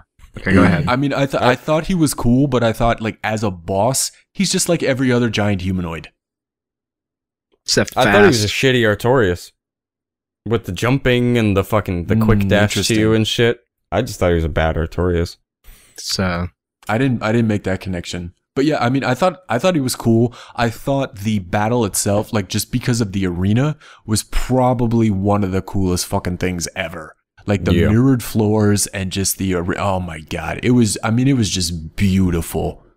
I didn't notice the reflection 8-bittery, but I don't know, just like the Oh no, I didn't either. That was just like a little fun fact from from AGR Cactus. I just thought it was funny. like the majesty of that battle was just fantastic. it was. Yeah. We'll go on to Justin. Justin, go ahead. We'll try to follow the turn formula here. Yeah, I thought he was really fun boss to fight. I mean, when I said he's a bad Artorias, that doesn't mean I hate him. I just thought, you know, that was the vibe I got from him instantly when I saw him, like, being all super agile with this big sword and doing flips and shit. And I'm like, I still like Artorias better. He does what you do, but better. But no, I thought he was really fun. I think his weapon's fucking super cool. He had that attack where he stabs you and then does like the pursuer thing where he fucking makes your shit explode and then he gets a buff. I thought that was a really cool way to make a boss get a buff if he catches you with that attack. Or wait, does the pursuer do that too? Pursuer, yes, he does. Yeah, pursuer does. Oh, okay. Then never mind. Okay. Is that a? But no, I thought it was still really cool. Is his weapon? Go ahead. So, like, just in terms of weapons in general, is his weapon a Nodachi? Is that what that is? Yes. Okay. Yeah. That's it's a two-handed. Or no. Sorry. It's a Nagamaki. A Nagamaki. The washing pole is is a Nodachi. Okay. Yeah. The difference is the hilt almost takes up half of the entire sword. That's what makes it a Nagamaki. So you move your hands further apart and it gives you like more torque when you swing? Yeah, and then when you thrust, you move them towards the bottom and retract quickly. So or else you're gonna this week on Deadliest Warrior. Yeah. Samurai versus pirate. So Canton. Sir Alone was a really cool fight. I liked him a lot. It was like you had an adjustment period when you first fought him where you were like, wow, this is a really pretty arena. Holy shit, you're fast. You know? He does have shock Zoom. value. He does. Zoom. Zoom. It was really hard to fight initially until you kind of learned he was a lot like all of the other humanoid bosses in that you dodge forward right, you know, to the opposite side of where his sword is, his sword arm, and he has a really hard time hitting you, and I don't think he's ever hit me with his jumping attacks. Keep in mind, I have always been in there with like 105 agility, so I've had the 13 iframes or whatever it is. But I didn't find him too hard. What I really liked about him, though, is the condition for like if you kill him without getting hit, he seppukus, he That kills is himself so on his cool. sword. I am not worthy. That is so cool. And I disliked if you it. bow to him at the beginning of the fight, He bow nods. to you. Yeah. Yeah, like he'll... No, he bows regardless, I think. No. Yeah, you bow. Yeah. You Sure. bow. He nods. Yeah, he does a number of odd things depending on what you do with him. Yeah. So And no other bosses show that kind of comprehension Exactly. of you It's as a person. It was really cool. I really liked it. which really designates him as that really fun optional boss because of that. Because he's not like the other bosses where you run in and it goes, "You're not supposed to be here. I'm gonna kill you." Okay, that's what other bosses have. Yep. But he is like, "Oh, "Oh, you want to fight?" I was just sitting here, Yeah, but okay. The thing, You know, I get that. I'm still laughing at zoom. Yeah. yeah, I know. The thing I instantly thought of was the I remember the message from Demon Souls, the requesting a challenger. Mhm. I got that vibe from him, and okay. slight tangent, but not to take pot shots at like the core game, but with the personality with the NPC invaders, these subtleties with a lot, like where was this shit in the rest of the game? Like where was this? Yep. It was hanging out with the A team. That's what it was. To be like everybody else on the internet talking about Dark Souls 2. It was hanging out with them, and then the B team made Dark Souls 2, and they went like, "Fuck, we screwed it up, guys. Call the A team. What do we do for the DLC? Oh, all right, here." Okay, now wait a minute. Exploring that, is that actually true? Is it a different crew that made the DLC? No, I don't know. no. I'm just saying they would. Okay. They would be like, "Okay, so we fucked up Dark Souls 2 a little bit. I gotcha. Let's compare some notes from the A team and find out how to make the DLCs better." I think after they did that season pass shit, they're like, all right, we gotta step up our game, because we just did a season pass, and we're getting a shitload of criticism for it. What does... And just to throw that out there, I was joking. What? Oh no! Before everybody starts coming in the comments, that's what I was, I'm just saying. That's what I was asking. But like, I wouldn't be joking? surprised. Okay. I wouldn't be surprised if you know, somebody was like, go Miyazaki made the DLC. Go call somebody real quick. No, I didn't say they made it. I'm just saying they referenced a lot of the material. Okay. Yeah. So that was a joke. Everybody's gonna take it too far. We got it. It's gonna happen. But no, I mean, my opinion of Sir Alone is, I liked the way he fought. I thought it was a lot more intense, even though he's another giant knight guy. It was a lot more intense. I felt like it was like Gwyn, like Dark Souls Gwyn. Like he's just in your face all the time. You hit him on his recovery. You are playing by his game. You don't get to take control of the battle. He takes that. And I feel like he was very smooth as a boss. Like, I don't like Orenstein, the old Dragon Slayer in Dark Souls 2, because he always feels clunky. Like he's like, I'm now standing here. I'm now standing here. I'm gonna attack. Yeah. Aha! Up. Yeah. You're this close to me. It gets even worse when you go like behind the benches and shit, because he doesn't know what the fuck to do. So he has that, looking like a retard. He has that. Yeah, he has that clunky. You can tell when his script is coming into play. You can look at him and go, "Okay, I can cheese you with long attacks because you're doing that." You don't do that with Sir Alone. These requisites have been met. Exactly. You don't do that with Sir Alone. He just randomly decides when he's going to slash to the right, slash to the left, jump back, do his little ranged attack, like or shoot right in front of your face, and test your ability in your iframes. He's going to do that, and I really felt like this was that kind of fight where you're just intensely matched up with a boss that would fight kind of like a player if they could do that. He got for one of my fights with him, he got hung up in one of the walls, which kind of broke my mystique around him, I guess. Like in terms of thinking of him as a sentient boss. There was one point where he was up against one of the walls and like one of the little pillar outcroppings. He was just kind of like sitting there, like walking in place, and was like, what the fuck is going on? That's funny. I've not seen that. Okay. That's funny. It's kind of few and far between there. Yeah, that's obviously not right. I assumed that was a fluke, but yeah, because every time I fought him, and it's been many, I did not have any. He was always on point. Like, looking at me. I do understand what you're saying though. It's like you're on your heels for the whole battle, right? And I will say though, the one thing that did bother me about him is I would like fighting him a hell of a lot more if there wasn't such a huge fucking PvE build up to him. The gauntlet. The gauntlet of other Alone Knights coming out of nowhere, the fire salamanders, which made no fucking sense being there, and then just up in their little passages. Like, what? Yeah, what do they keep them as pets?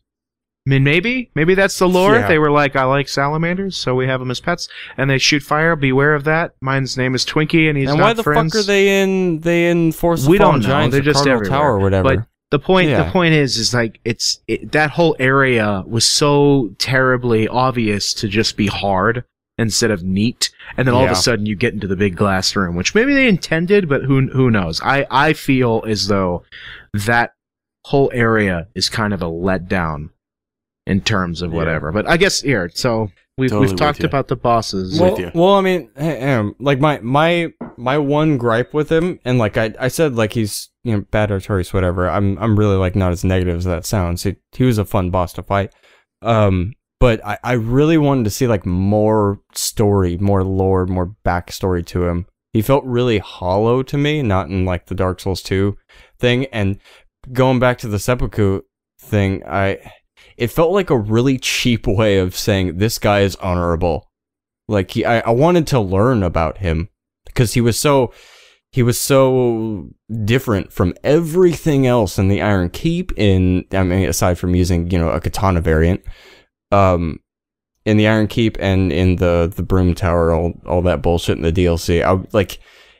It sucked because he was so cool in a lot of respects. He made me want to learn about him. He got me interested, and then it's like you learn a couple things, and it's ultimately like the whole East thing. Every game fucking references. No, Demon Souls, Dark Souls 2. I thought the implication. Now this is just fucking lore speculative shit, but I thought the implication of his seppuku wasn't that he thought he wasn't good enough to face you. It was that the sword was controlling him or something, and that it decided that he wasn't worthy because he managed to lose to you. Yeah, because it is controlling him. Okay. We do know that.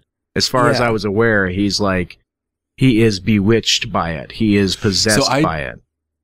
I thought it was okay. So I thought there was speculation on that too, in terms of like, is he so badass that he's able to control the sword that is trying to control him, or is he controlled by the sword?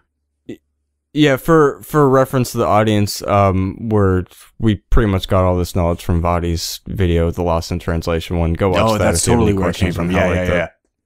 And it's the bewitch or alone, and it makes bewitched. sense. And it makes sense. And as soon as he gets his ass kicked by somebody who beats him in under 3 minutes without being hit, or whatever the hell the requirement is, the sword, takedowns. The sword says, "Oh, you're shit, man. I'm gonna go hang out with this smaller dude." Pretty much. That's a really good point, because I'm wondering. Okay. I mean, think of it like how if the player beats him, and you're able to use the sword, that means you can control it. What does the buff mean? Oh, it just gets then? stupid strong when it covers your blood. But does that mean the sword wants power? Because if the sword is essentially sentient. Well, now we're getting we're getting into weird shit. Yeah, fuck it. Fuck it. But no, Hero, like, thank you. That justifies that for the boss for me. Like, that's a possibility. It wasn't just like, Japan. It was highly of him. So glorious in Nippon steel. Zoom. Honorable. Yeah. Oh god. So okay. Before we go here. Oh wait, were we going to talk about gear? Okay, Artorias' sword was great. I'm sorry. I agree. Majestic, great sword. It's majestic. So majestic. I hate the name. Oh my Majestic God. great sword. Yeah. I thought that was Me too. interesting that it could only be used in the left hand effectively. I thought that was really challenging the player. Like, I know there's a lot of people who bitched about that, but then I thought about it. It was like, no, because left hand, and then no, wait, this is brilliant. It's actually brilliant. It makes it an awesome support offhand weapon. Except for the requirements. The requirements can suck my balls. Yeah, the requirements are obscene. But they were they were in Dark Souls as well. No, there was 18 and 18, or no, that's the Abyss. It was 20 and 20 for Int and Faith. What is it now? It's 30 and 20, 30? 25, Or no? and then 2020. No, it's 25, 25. Okay, so it's Oh, is it? Yeah. Damn. What was it in Dark Souls 1 for Strength and Dex? I know it was 2020 for. It just makes it so 15, difficult 15. for a meta to use that build, a meta build, like a 150 or any of that. Like This game doesn't care about meta. I know it doesn't, and they can kiss my ass for that, but I just look at it and I lose interest because of that. Yeah, no, I know. So It's also one of those things that when you, it's a broadcast weapon. Like when you see somebody come out with the majestic greatsword in the left hand, it's sort of like, yeah, go ahead, do that flippy shit. I got a parry for you. I think it's interesting that those attacks can be parried. Can you parry the power stance front flip? Yes, Yes. you can parry everything it has. Wow. Everything I want to see that. except for like the legitimate jumping attack. Right. That every Oh, other yeah, weapon yeah, has. right. Other than that, everything can be parried, and it's really funny because you'll see them like start up their spin, and then you'll parry, and they'll get like to the second spin before they just fall on their ass. Yeah, totally. And you're like, like the animation breaks. you just kind of giggle. essentially. You're like, how did that happen, dumbass? It's like when you parry someone using the bone fist running attack, they just kind of fall out of the air. Yeah, onto their ass, which is great. So Oh, that bone fist. Oh my god. All right. that's third. Oh, Yeah, okay. we'll talk about it. That's third. Okay, was there any? I mean, other than the Simpleton's Ring, which I think really and truly is just fucking useless. Well, no. Hang on. think it's Because useless. the Simpleton's Ring, beyond cosmetic, is the exact same thing as the Strength Ring, the Dex Ring, all that. That gives you the raises extra your 5 adaptability. adaptability. yeah. Ooh. Yeah. Ooh. You know, I So, think mean, it may be bullshit, but you know, It's still. I it's just there. don't. I know it's there, but I don't. It's just useless. I do, think. I love you know, I do think that could be a useful thing. Maybe in the same way that the strength or the dex ring can, or the int rings or the faith rings, or any of that shit. Like if you're putting together a really subtle build, like a really just legitimately planned build, and you can save those 5 points and put them somewhere else. Oh, I do. Well, okay, I wait a do. minute. That's going to turn around on you because you got to remember you just said that this game isn't built for the meta. So who cares about those Yeah, rings? that's fair enough. Fair enough. Who cares? Just level up, bitch. No Fair problem. enough. Get Yeah, good. fair. That's Just 500 5 every levels? way.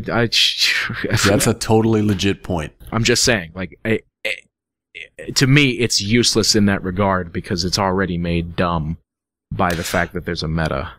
But so No, you could there's not a also meta. Sorry. argue that it's fucking cool. Yeah, some people are gonna, like I said, like it's the only thing it's for is just looking somewhat decent, but otherwise it's just fucking useless, in my opinion. I think it's just useless, and it doesn't. It to me, it almost telegraphs when I should parry. People seem like a lot more aggressive in their rolling attacks when they're doing that. I don't know, maybe because they think they're edgy, or because they think they're gonna get me, or whatever it is. But they always come out of the poof like, "Ah, I'm attacking. I bet you didn't see that coming because I was This invisible." time, I'm gonna roll attack. This time, yeah. Yeah. So whatever. And what else is there? There's the The Alone Sword's my the favorite. Alone Sword. Was I think so. I will say, I think the Fume Great Sword, Fume Ultra Great Sword, whatever his like Dragonbone Smasher thing is, the official name of it. I think that's pretty fucking slick in the way that it can repel. Like it's is it stability that makes it throw off attacks? Like when it not really, because even Havels doesn't do that unless you two-hand it. See, this is the interesting part, is that if you two-hand a shield and they hit it, unless it's a small shield, obviously, but they hit it, they bounce off when you're guarding. Anything that hits it bounces off. But that weapon is the only one that does that. yeah, and I think that's kind of cool. And it can block while doing a special attack. Oh, And on the second second R1, like with two-handed, it can actually hit things behind you, Right. Right. which the other great swords I Dead tested, they angling, don't bruh. do that. Some do. Really? Yeah, there's a couple movesets on some of them that make them like that over the shoulder thing. That they yeah, do. where you turn around. Yeah, Yeah, that one actually does do that. It does hit them from behind you. I have not tested that. I don't know for certain, but I do think like its defensive properties as a weapon is pretty cool. Well, unfortunately, if you Yeah. look at those stats and you look at the stats from Dark Souls 1, it actually only really acts like other weapons from Dark Souls 1. In the sense that there's not a lot of weapons in Dark Souls 2 that can be two-handed and blocked at the same time and be like decent at blocking. Yeah. But in Dark Souls Yeah. 1 there was plenty, but in Dark Souls 2 there isn't, and that's like the only one that can do it decently. Like go ahead and block with your katana or your straight sword or your axe even in Dark Souls 2. You pretty much take full damage. Pretty much. Yeah, the Enjoy your guard break. reduction is pretty. And your guard ridiculous. break. Yeah, that's exactly right. But in the first Dark Souls, they didn't have that, and I think it's kind of interesting that we praise this weapon for that, even though it's the only one that does it. Even though the other game did it with everything. I'm gonna stick with it though. I'm gonna stick because within the context of Dark Souls 2, I guess it's unique. Didn't have Yeah. Demon Souls Curse Dragon Bone Smasher running R1. Didn't have that. Didn't like it. It looks like the Dragon Bone Smasher. It looked like he could do that just huge wavy attack. Wild spin, and it didn't have that, and I was mad. I was legitimately mad. I was really excited to look at the moveset of that weapon. Fair. And I was like, hey, look at the Dragon Bone Smasher. That's like my favorite weapon ever. I'd be naked with a curse one. It's not actually a Dragon Bone Smasher. This is a completely new and fresh intellectual property. Oh, yeah. Well, you can say that. Yeah, I know. That's hence the stupid voice. So... Well, going off of the Fume Knight weapons there, the Fume Sword is my favorite straight sword. Everyone fucking shits on it because the split damage, the fucking it can bullshit. Be good. I love it can be the good if you get it right. out of the Fume Sword. But it is really good. But it is also just a straight sword. The range. But there's nothing unique really about it other than its range and the fact that it's dark. Well, it's an alternative to the Sun Sword as well, because it has the same moveset. We actually get that long I was going to say, it's sword, just the Sun Sword. I've never actually made this weapon or played around with this weapon. I wanted the Dragon Bone Smasher. So yeah, I'm unfamiliar with it, but I killed him twice. Nice. Fun. Okay, so it is just it's a long Sun Sword, aka a Balder Swag Sword. Yeah. And I'm going to say Balder Swag Sword. That's fine. Okay. That's fine. Kenton, do you have anything interesting to say about the gear? I was initially... I really liked the Simpleton's Ring, but I've kind of grown tired of it since. But I think that this DLC gave a lot of cool stuff, like in terms of weapons. And I did like that it gave you the hollow skin thing that gave you immunity to curse, so that, you know, Nashandra's not quite I forgot completely about that shit. I'm gonna be honest with you. And yeah, I just like wearing it in New Game Plus playthroughs of places that I've already been through that have curse everywhere, because like, I essentially have as many effigies as I want, but I don't like having to pop them in the first place, so it's nice to wear it around occasionally. That's true, and I had forgotten about that thing. I never used it ever. So I completely forgot about it. Have you guys messed around with any of the clutch rings? Yes. Yes. And what are you thinking? Bad. Bad. Okay. Okay. I mean, bad as they should not exist. They're very strong. Oh, okay. Oh, yeah. If you put them on the right... Oh, yes. Yeah, they tear shit apart. Fume Sword, Dark Clutch Ring, Ring of Blades, Flynn's Ring. Has a fun time. Yeah, it's over. Yeah. Dark resin. Don't even Dark Blade. Don't Dark Weapon or just use Dark Resin. It's over. Wow. Yeah, have fun. You love that sword, so it's yours. Have fun with that. Yeah, but have fun breaking over 500 AR with a straight sword. Yeah. GG. God. GG. Love it. Man, that's funny because they'll roll into you too, by the way. Yeah, totally.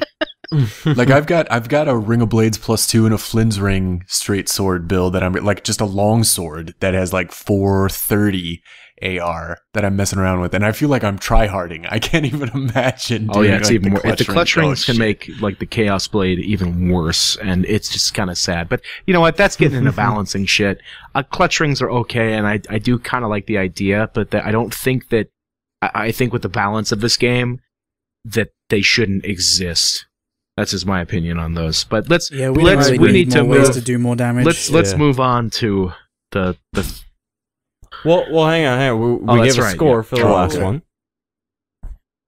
It's Polly, since you're the first man in all these. I'll go 6 on this one. I thought this one was pretty solid. I'm not enthusiastic to play through it over and over and over again, but I thought it was a significant improvement over Sunken King. I'll give it an 8. And get like half a point knocked off for all the minor things, and then a point and a half for fucking Smelter. Okay. I'll give it a 6, I think. 'Cause I really liked the ring, and I really liked a couple of the armor pieces, but other than that, I didn't find too much good about it. Like I didn't like the umbral dagger and blue dagger shit, like as if sorceries needed to be really much stronger. I don't know, I give it a 6 for Smelter Demon. So Wow, that one guy is a -4? Smelter Demon and Armpit Knights? having like no more bosses. I don't know. I felt like Smelter Demon was just like, hello, we recycled something from the main game and it's slowed down. I would rather just fight something else, please. Which is going to be ultimately forgiven after what they did in the third one. I'm going to give it a 7 out of 10. I liked the setting, but I wish it made more sense. It didn't feel like some kind of wacky world where bridges lead to nowhere and balconies lead to nowhere and you wonder why everything was. I think the weapons were okay. I'm glad I bought it for the equipment. I'm not entirely sold on like the whole PvE experience, but the bosses were good. PvE was meh. Next one. Crown of the Ivory King. Polly. All right. So, okay. Maybe this is take in mind before you start, this is the freshest one on their viewers. This is the freshest one in their memory. So we might be like gentle. bash it more. Yeah, fair enough. Yeah. Well, you know, okay, so, and this is, I probably should have admitted this a long time ago, but this was actually something I discovered about myself pretty early on into the Ivory King DLC. I don't think I like DLC. I do not like the bolt-on, here's extra stuff in games. And like Ulasil was, as much time as I spent in the township doing PvP and dueling and stuff like that, I never really liked playing through it. And like when I got to the Ivory King, I had kind of slogged through the Sunken King and had a decently good time with the old Iron King. And when I got to Ivory King, it was kind of like, oh my fucking god, why am I even doing this anymore? Like, this is not fun. I'm just playing through this for the gear. So I will be honest, I have not finished it. Okay. That's cool. That's cool. Yeah, Did you know what we were going to be talking about tonight? I did. Yes, I did. No, DLC in general, like as far as like, I think gear overvalues like everything in the DLC, like in general, in all three of them. And I feel like the DLC is like really a grind fest. Like I totally agree, Paulie. It feels like you're just going for gear. I you know, one of the redeeming qualities of the second one, the Iron King, was kind of like that interesting story between is it Rame or Rhyme, or how do you actually say it? I thought it was Reme. Reme. I say rhyme. I say Rame, sir. We're all wrong. Then I'll go Rhyme, and we'll go like 4 different ways. But I thought like his story with Velstadt, and like I thought that was cool lore wise. But for the most part, I just through all of these, I just felt like why am I doing this? It's like I never really liked the dungeon crawlers where it's just all about getting gear. Like I found Diablo incredibly boring. I'm going off on a tangent here. Incredibly boring because it's never been just like, let me get more powerful shit. Let me find what I can find and let me do other. Like there's always needed to be a why.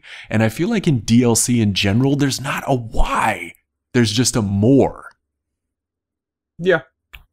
I agree. Okay. That's a fair thing to start off with DLC. That's why that's a fair thing. I rue bringing it up now, like a 1 hour and 50. No, I mean like the DLC for the third one. That's a fair thing to start off with in the third DLC, is to say now we're grinding. Now we want gear. Well, grinding is relevant in this one, isn't it? Yeah.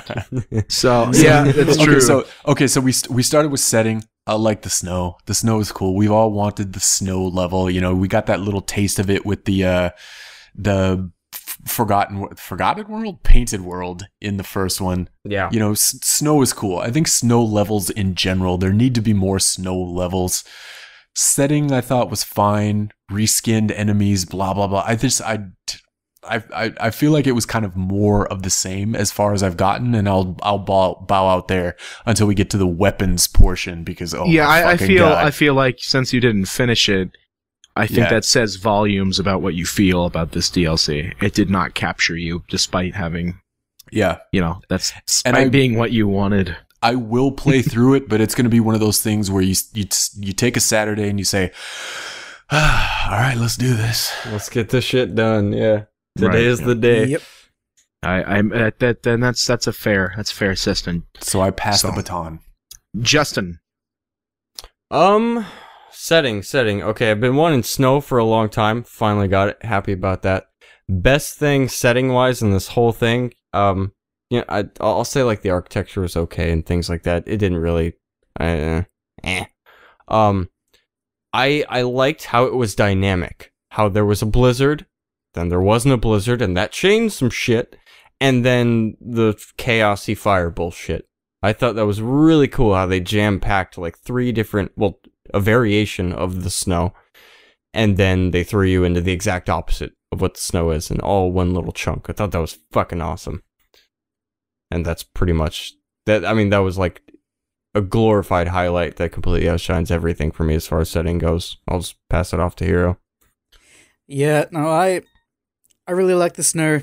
I actually liked it a lot more than I thought I would. Everyone's going, oh, snow, it's going to be just like the painted world. And here I am sitting in my head going like, better not be like the painted world on consoles, because the painted world on consoles lagged to shit. It was terrible. But it was nice, and it didn't lag too terribly, especially on Xbox, and it was a very nice experience. I loved the effect that the snow had on your character, like getting wet and stuff. Totally. Like I agree. Snowy looked really good and really authentic. I liked it. The blizzard, as Justin said, was probably the big thing that I loved, that you couldn't light a flame butterfly. Yeah, you blow out your torch. Like, totally. Yeah, to blow out the torch, and you could move around and everything, but it just felt really cold, really desolate. Like some of the enemies were just too cold to move. Like they were just inactive because there was a blizzard going on. I loved that. Oh, yeah, sort of thematically. Those guys. But yeah, I don't know. It was a good setting for the DLC, and I loved the castle room, like, that leads up to the final boss. I really liked it. It was a nice place. I love that you can invade in such a small area, because the DLCs lack a place, like a small area, except for that one place leading up to Sin, which is tiny and you can't fight in it. It lacked a really small area that you could invade in. It was nice. That's interesting. That almost made, okay, just to inject myself, like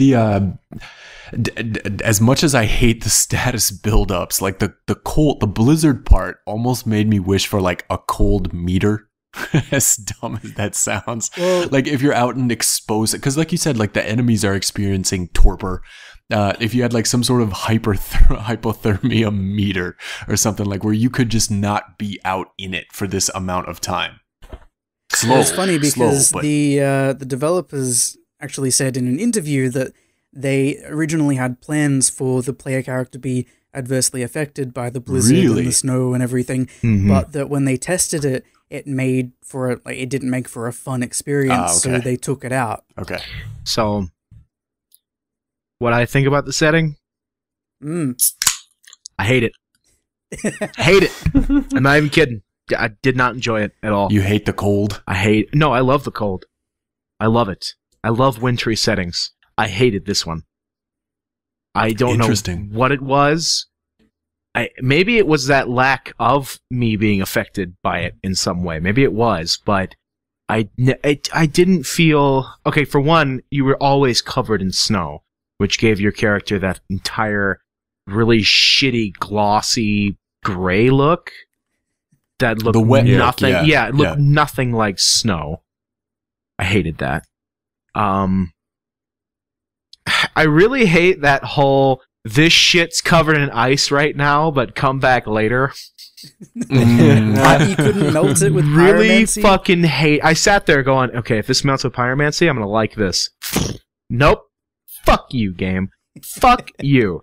Hated it. I hated the inside of the castle walls. I hated the entire fucking, like, giant walled section thing.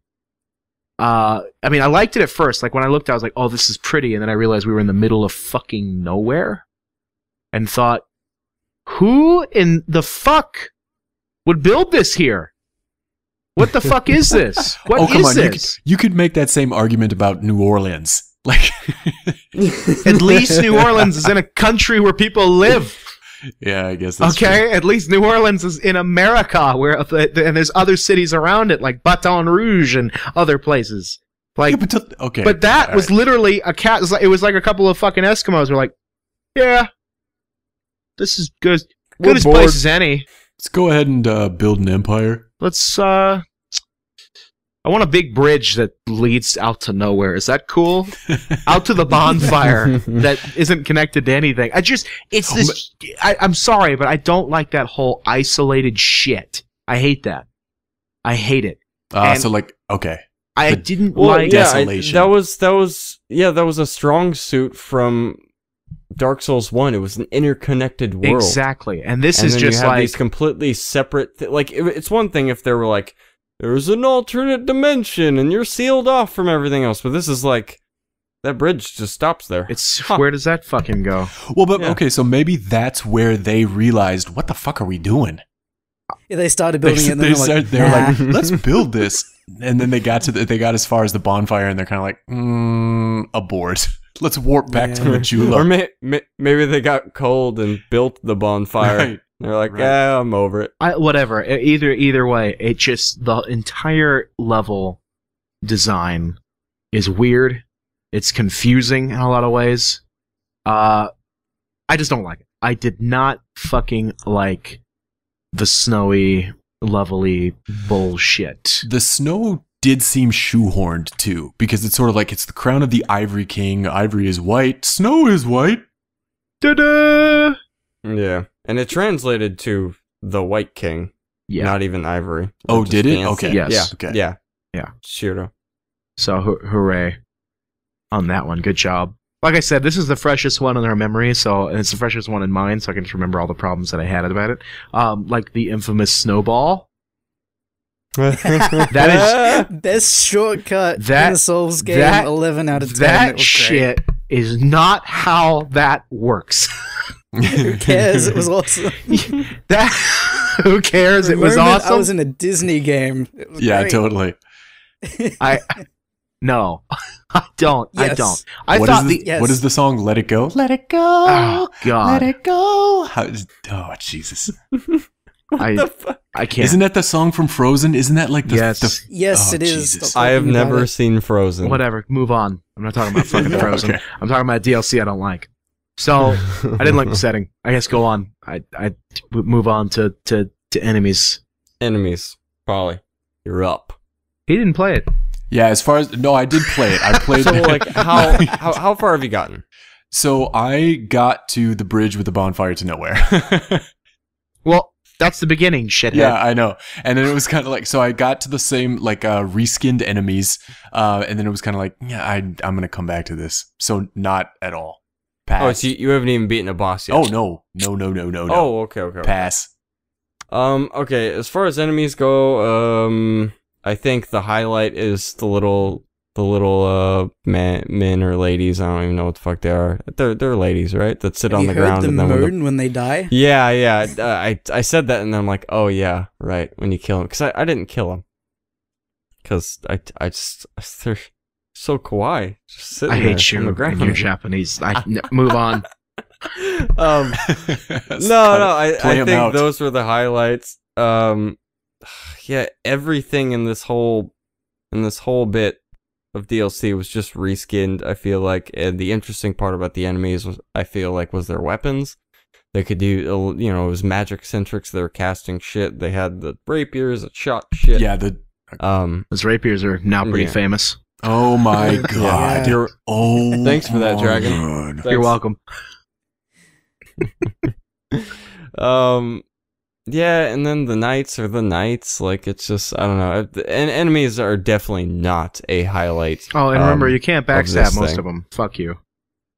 Let's just remember that. Yeah. Just remember that part. Yeah. I do. Yeah. I do. Yeah, that's fucking reskinned bullshit for the most part, with some highlights, especially the little ladies on the ground. Okay. Mine's gonna be really short as well. I thought that most of the enemies were really weak. They were reskinned weren't very original. I liked the little retainer ladies for a little bit, but I realized they weren't actually much of a challenge. They didn't have much unique about them. I ended up not liking them by the end. Except they're like the only ones in the just to throw this out there, they're the only NPC looking things, humanoid things that backstab you like Dark Souls 1. Yeah. They don't do an animation, they just do it. They just they don't punch you, they just go, "Oh, I'm behind you." Stab. Oh shit. And I'm gonna have to watch out for that. Yeah. Spoilers, Polly. No, he knew what we were going to talk about. It's his fault. That's his fault. Oh yeah. No, I'm not complaining. So yeah, no, it's it. Go ahead. The setting was so the enemies were non-highlights. I didn't like the projectiles. I didn't like pretty much anything. So Sonic the fucking Hedgehog. I forgot.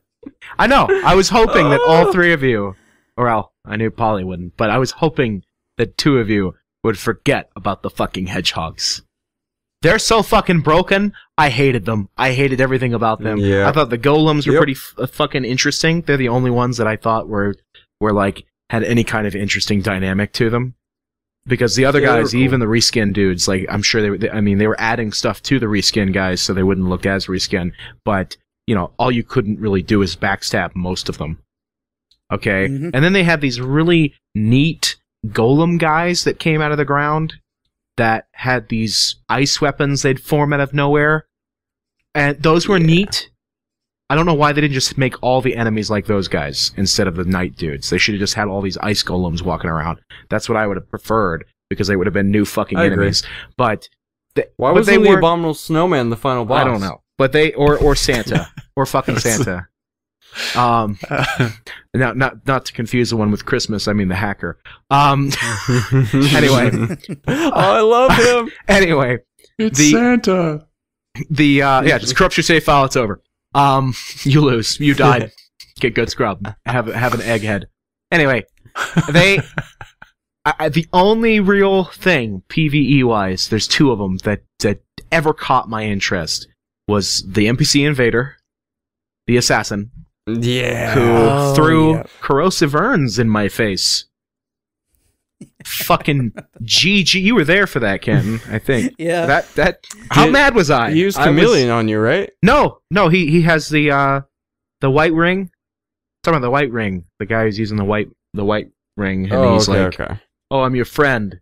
And I knew, he does the righty-ho gesture, and then he does the welcome. Yeah, like he's like, "Hey, buddy," and then you get close to him, and then you turn your back on him, and he backstabs you. Like, I knew it was gonna happen.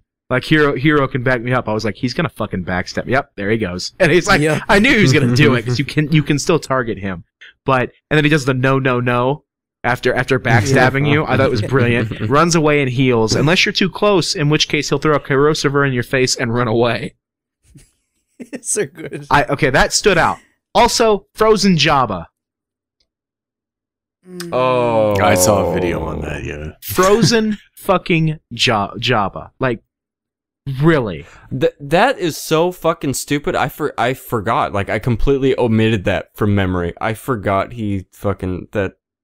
That pissed me off. So what you're basically saying is the covetous demon isn't a special at all, and that there's a bunch of them.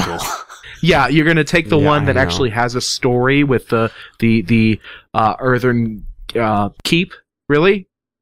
Yeah. Really? Again, why couldn't they fucking recycle the last giant? Then we get an abominable fucking snowman. Ta-da! It'd be great. And there's golems walking around and shit. See, and the golems were like the only thing that was like really interesting to me, because it made you think, okay, if I kill this guy here, I have an extra enemy to worry about, and they're no joke.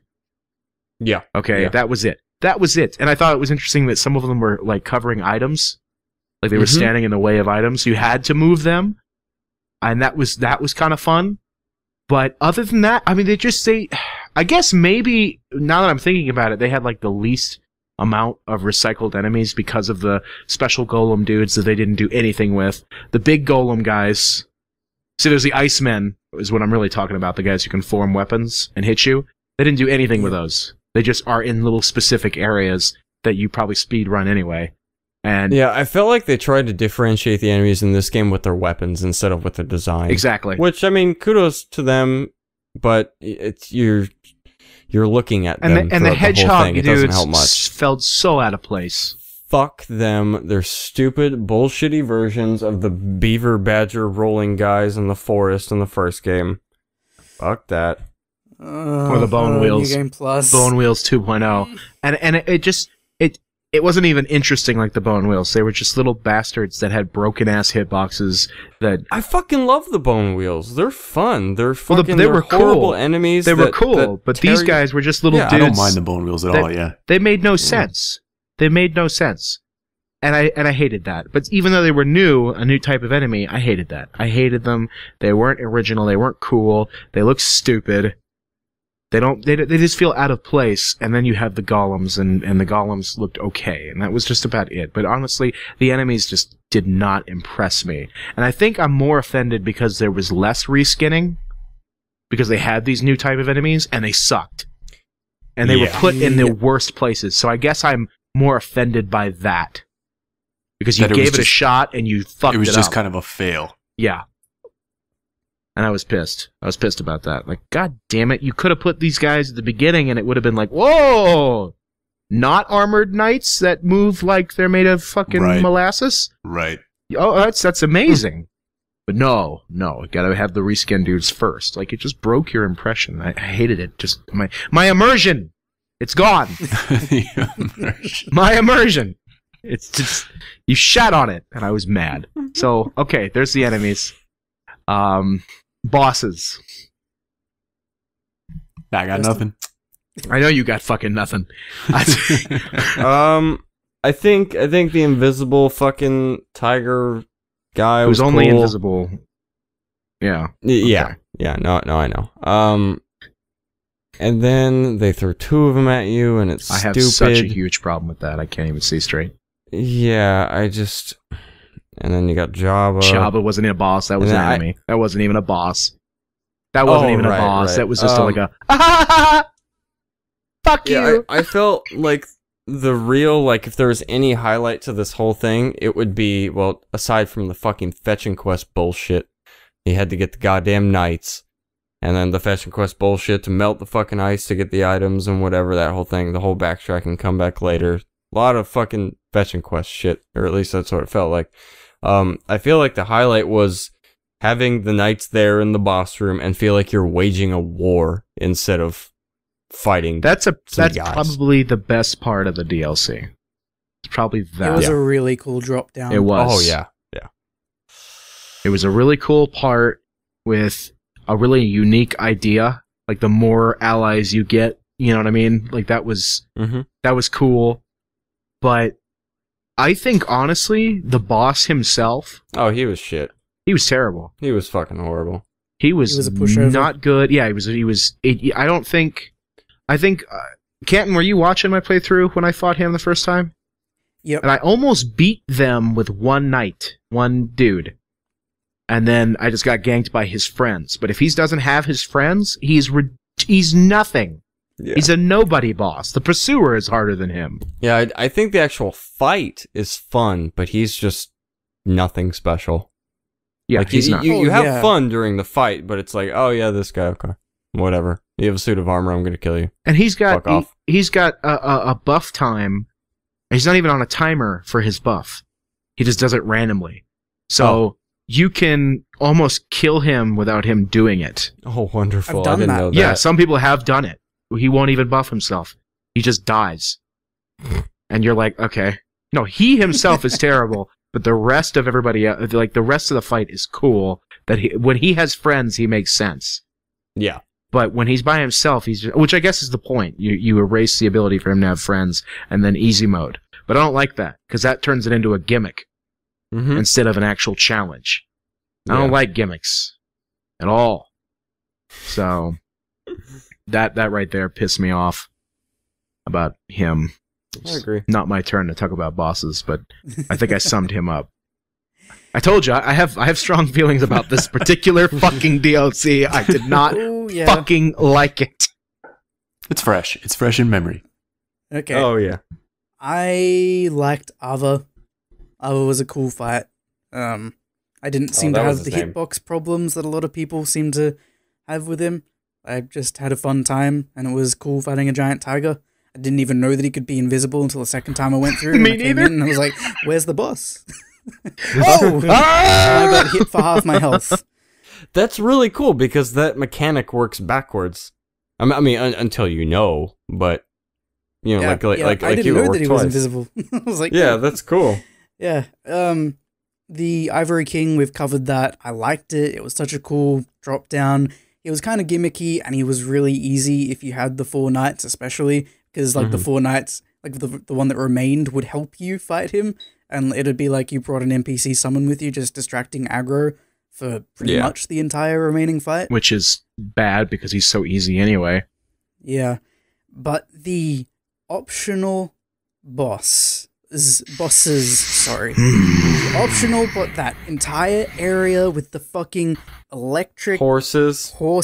Reindeer? unicorn things, reindeer, whatever.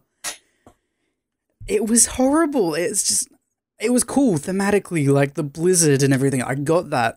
But why reindeer? Why electric reindeer? This doesn't make sense. And then we get... That sounds like a band. through. I'm gonna make a band called Electric Reindeer. And everyone's gonna hate it. Yeah, right? I remember those. And remember, too, the mismatched, why the hell are they there NPCs? The NPC, the guys, the humanoid dudes like us, that are just there. And one of them has a dual Avalon, which just cracked me up. I was like, oh, so that's the guy who's like, oh, did you get past the reindeer? Yeah, check this out. Get good, Yeah, kid. doesn't the Remember guy these in the pre-patch? Belfry Soul have dual avalons? Yeah, but he's not surrounded by electric reindeer. So does the NPC invader in the Doors of Pharaohs. If you go through offline and don't get like ganked by the rat bros. Oh, Guthrie. oh, you're right. Those are Guthrie. double. Yeah. Oh, Guthrie, right. the huntsman Right. or whatever, Well, whatever. or Gunthrie. But to get through that entire fucking shitstorm of reindeer and snow and NPCs and just bullshit, you get one ring, which is kind of cool, a hat, yay, and then you fight a gank boss, recycled from the first boss. It's From Ava, the just same ×2. DLC. That's The what same killed DLC. me. That's what really killed me. I was like, okay, Blue Smelter Demon at least was from vanilla and not from, which I guess is subjective. That's worse to you since you already paid to fight the Smelter Demon and you beat him. But whatever. But at least he wasn't Fume Knight 2.0. Yeah. Okay, or he wasn't, Alone 2.0. This is a reskin boss from the same fucking game. The same fucking DLC. I would have loved so much for there to be even a basic shit easy boss that was a giant ice golem or a giant reindeer to explain the giant, the electric reindeer that are all through the blizzard. Santa. Anything would have been better than 2 more of these pets that, they only really justified there being a gank boss because the Ivory King had 7 pets like Ava. And I was like, well, bullshit, he could have had 1. Exactly. Or the other pets could have been, like a giant turtle and an ice golem. Could have been I a don't menagerie. care. I wanted to fight a snake. I think that'd be sick. A giant snake, fucking Resident Evil style. Oh. It just Doesn't matter what pissed you me off want. It's so from much. Soft. It doesn't matter what you Fuck want. them, bastards. I like that. That DLC to me was just so lazy. The third one just. Now maybe it's like I said because it's fresh in our memory. That might be it. Yeah. I mean, I would love to have seen us sit down and talk about the first one, the first DLC, and then maybe we would Like have the been, next day. Yeah, maybe I would have been this aggressive about it instead of going, well, yeah, you had the poison, but Ziggurat was cool. What a sin was fun. Okay, no, I wonder what we would have said the day after, but this is the day after the third DLC in comparison, and it's God, I hate it. I hate it. Hate it. I hate it. I do. And here's Polly. Polly hasn't played it. I think where it shined, but where it fucking failed the worst out of all of them. No, That's it a makes good me. thing. It makes It's me good. thankful I trusted my gut. Yeah. I just I can't even. I know we're just going in circles about it, but it's like that's the thing. So you know what? Let's just skip to gear because that's the only fucking reason I played it. I think that's the only reason anybody played it, I know, based on the but- amount of this shit out there. Yeah, I think. Did you get any gear, Polly? Have you seen anything to comment on? I don't have anything that I possess, but I have faced so goddamn many ice rapiers. I have faced so goddamn many. What is the one that's curved like greatsword? the curve? Yeah, is that what it is? That has like the lightsabers. hang on. No. That's just the regular greatsword. But the curved greatsword, the nil greatsword. I'd like to say, me and Hero fucking thought of this idea back in our co-op playthrough of a variation of the ruler sword that would get stronger in New Game Plus cycles, not in the amount of souls you have. And this sword fucking does that. Really? I shit bricks. Shit bricks. I was excited. It was really cool to see that. Yeah, and it goes up to New Game Plus 9, I believe. Go ahead, To Polly. 9? I was just excited, Good yeah. Lord. It only Which adds makes- like 100 AR at Shut up! 9. Yeah, I guess to 712, then he No, said, no, it "Shut adds, up." it adds like 20 the first time and then like 10 through next few NG pluses. Yeah. Yeah. So I don't know. I mean, again, not possessing any of this gear, not having experienced it firsthand. How good is it that you see so goddamn much of it? Well, Okay. So discounting the dragon bone fist, not the dragon bone fist, Bone Fist. the bone Just the fist. bone fist. So discounting that, but like, so the ice rapier, I see so much of it, and that seems to bring a whole new. That's an S stock on steroids in terms of phantom range, and it has a ranged attack, and so it's okay. When you said you've seen it a lot, I'm just bowing. I'm just bowing in front of the laptop. Oh my god! Oh I'm just God. bowing. I Oh have my- used that weapon on stream so much, part of the Rude Dude build, and I don't even have to try. I just R1, R1, R2. Well, and it's kind of like, it's like whips, or it's like the S stock, or it's like any of these weapons that you swing It can be like buffed. on your screen, the other guy is swinging completely right. flame ice rapier. And so it's sort of like the guy is swinging completely the opposite direction from 10 paces away, like pistols at dawn range. And you're getting poked by this shit. And then they follow up with a range. I don't know. So that one it's almost washing grinds pole my- status. It's, I don't know if it's almost. Like I've said in my videos and like I've said on live stream, I think that weapon would be 100% balanced if it could not be buffed. Then we That's- could treat it like a boss weapon. Like a boss ult, yeah, Yeah. totally. It would be like totally okay. And I And- think that might be one of the reasons we're so offended by it, is because it isn't a boss weapon. It's just a regular drop from the It's a enemies. drop, yeah. Yeah. So And Yeah. what's the other one that's more of like a great sword style that has like the super long lightsaber style swing? that's the Lois Ultra Greatsword. The isn't voice, okay. it? Isn't that? Okay. No, No. that's the Ivory King. Yeah. Ultra Great Okay, Sword. Ivory King. Sorry, Ivory King Ultra Greatsword. It's okay. It does a lot of damage. It has Yeah, I've bleed seen- for some reason, but okay. Yeah, it does bleed. Yeah, it does bleed. Like, I've seen my fair share of those too in the arena, just bombing around in the arena as a measly 150. And that one seems to chew through you pretty good too. And that seems to have like any of these phantom blade swings seem to live up to their names in terms of phantom range. Like, the range on this shit is obscene. Yeah. Well, then there's the little dagger looking thing that isn't a dagger at all. Which one Yeah, is the that? Ivory Oh, Ivory I straight think sword, yeah. that's what I'm thinking of. I think that's the one I'm thinking of. That it looks like this tiny ass knife, and you swing it, and it becomes like 8 times the length of your character. It does break quickly.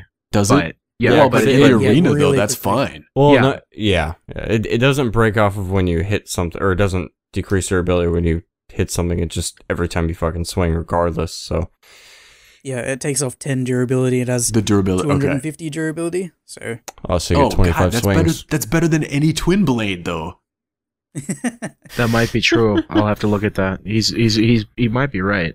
Yeah, I think the highest twin blade is maybe like 210 for Well- red iron in terms of durability. Well, the red iron never breaks. I'm just letting you know that right now. You will not Really? break it in PvP. Oh, PvP or PvE. okay. You will not do it. I mean, it can. You won't do it. I've never Interesting. come close. And that includes doing the entire spider area.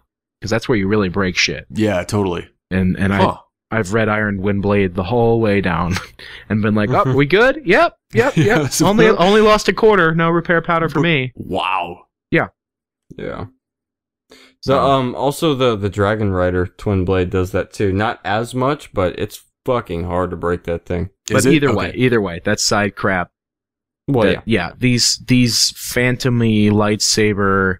Totally. They really annoy me. Actually, not because of their phantom range, but the way that they look really bothers me. Because in terms of being able to read them and being able to react to them. no, in terms of the fact that they only light up when you throw them or use them in any way. yeah, I would have liked for them to have been just an active effect, like a resin. That'd have been nice. I actually feel the opposite. I like how they do that. I don't like that because it makes me think I'm wearing those light up shoes. Well, no, like half the reason why I think you're seeing them a lot in the arena poly is because, well, one, the obvious one is because it's the newest thing and it's fresh, but I think these are the cosmetically flashiest weapons in the whole game, and I think that's why they're cool and that's why people like to use them. I fucking love the Ivory straight sword. I think the only weapon They don't hit really not that's hard either. Yeah. Not what- hard. Please do not nerf. Too many negatives. I think the only one that people actually use legitimately for its moveset is the Nil Curved Greatsword. I can't think of another one that's like, oh, look at this moveset. Well, okay, the Bone Fist, but And the Lois Greatsword, which is really good. Yeah, the moveset is really? Yeah, Yeah, and it's got the baseball bat, like broadsword, two-handed R2 as its normal two-handed Oh, R1. that's what that was. Okay. Oh, yeah. you're right. It's got like a long sword, slightly slower, like a long sword, two-handed R2 as its two-handed R2, and that chains into its second two-handed R2. Yeah. Which would do about 900 damage on pretty much anyone that isn't wearing full Havels. And it's Okay. really good, and it's really I reckon long. the only reason you don't see 50 fucking million of them out there is because you have to beat the optional boss to get the soul to make it. Which makes you, which shows you though. Now that's interesting though, because when I think about it this way, I like that optional boss. Is that a lot less people are muling than you think. Yeah, maybe so. I was going to say until Or or using maybe cheat that one's engine. just a little bit behind the mule. Well, either way, I'm just Yeah. saying, like Yeah. it is through the stupid boss, and it's funny that it's like a lot less people are using cheat engine. So Yeah, that's the only reason I did that area. I was like, nah, I'm summoning a phantom. First time I've ever really done that for a boss. Just been like, this is the first time I'm going to beat it. I'm going to beat it with someone else. And they had like a Santia spear with a stone ring, and it was fantastic. Yo, stun them to shit. It was great. that dude was like, "Yeah, I've done this before, man. It's cool." Oh yeah, no, I was like, I looked at his profile and he's from Japan. He was there and I was for like, that you boss. are the best phantom I've ever had, because he was so prepared for everything. He was like gearing up for separate parts, and he was like, no, Oh, wait wow. here, I got to do something. And he was real prepared. He was real good. Was he as good as Fuyuki?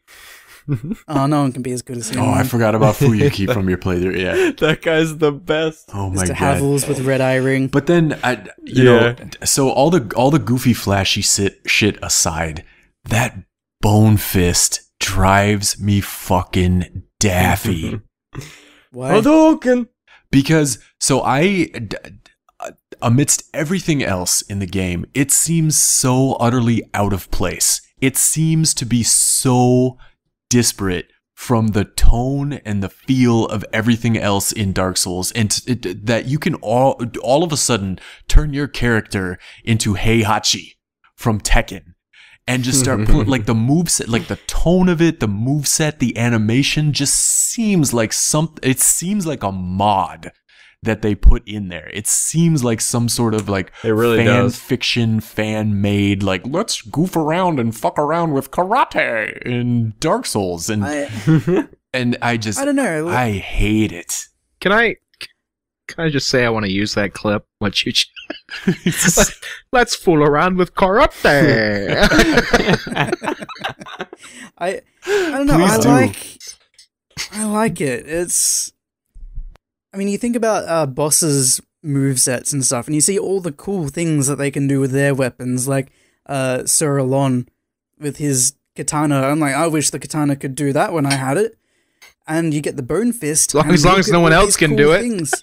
That shit sucks when it happens to you. But no, I get it and I understand. I think though he does have a point. Is that why the fuck is that in this DLC? Yeah. I mean, that would make so much more sense than the old Iron King. I mean, you've got the whole Japanese martial artists with the fucking katanas and bull crap. Can you fucking imagine if Alone did the bone fist shit in his offhand while wielding his fucking sword in his right hand? Oh my god! I honestly would prefer that boss fight would be 10 times better. 100% prefer have just, especially that the bone fists are found where they are found, and you're like, what? Okay. Yeah, it's like in a room with a bunch of the retainers, 2 flexile sentries, and the key to get to the bullshit area. Ta-da! It makes sense. Ta-da! Hey, here you go. It's like they wanted it to be somewhere else, but they were like, oh, fuck it, put it on that corpse. Well, and you know, and yeah, that was it does seem like an afterthought. Well, and it was like you saw it appearing in a lot of the hacks and mods and stuff like that way before the Ivory King came out. Like, do you think they legitimized it because clearly that was in the game somewhere? That might have been the case. I mean, that's what I thought before. Like, it was kind of like such this unique what the fuck thing that I thought maybe it was a scrapped idea, but because the hackers didn't destroy the world doing it, they were like, oh yeah, okay, we can make it a legitimate PvP weapon. Yeah, like they took cut content and, well, pretty much like what they did for Ulasil and Dark Souls 1. And they put it on a corpse in the DLC. I don't know, gotta put it somewhere. And that's just... Can I explain this? Like, that was gonna be 2 divine blessings, but... But it's just, I mean, but do you know what I'm talking about in terms of like the feel of it, like just the way that the animations work and sort of like the physics of your character completely and utterly change. Like, it just seems so out of place. It does. I agree. Yeah, I like it regardless, but I agree. Well, and I guess we're just reviewing an entire weapon now, but... So, yeah. It just, it's fine because it's legitimate. It is kind of like, it feels like this was very specific to this DLC. I'm going to be 100% honest with you. I bought this DLC because I knew that was in it. I mean, yeah, I stream on YouTube. I had to get the DLC at some point. But like Canton knew. I was like, I'm going to have a Dragon Bro build. And I never did. He's going to be freaking Bruce Lee. I'm going to whoop people's asses. I don't even care if it's garbage. I'm going to whoop people's asses with it. And I loved it. And because I was so ready for a new weapon that I was okay. But I got this DLC because of the Bone Fist. And it's the only reason I'm going to give this like a score when we come to that, which I guess we're almost at that point. Yeah, literally. I hated this DLC. I hated it. I hated it. I hated this DLC. I hated it, hated it, hated it. Well, let's move on to scores then. So, Polly, give us your 10 out of 10. Did not play. I'm gonna go -2 out of 10 because I have not played it, but I have only seen the aftermath of weapons. No, I'll go N out of 10 to TBD. That's a lot of letters in that. Well done. That's like an IGN review. N out of 10 TBD.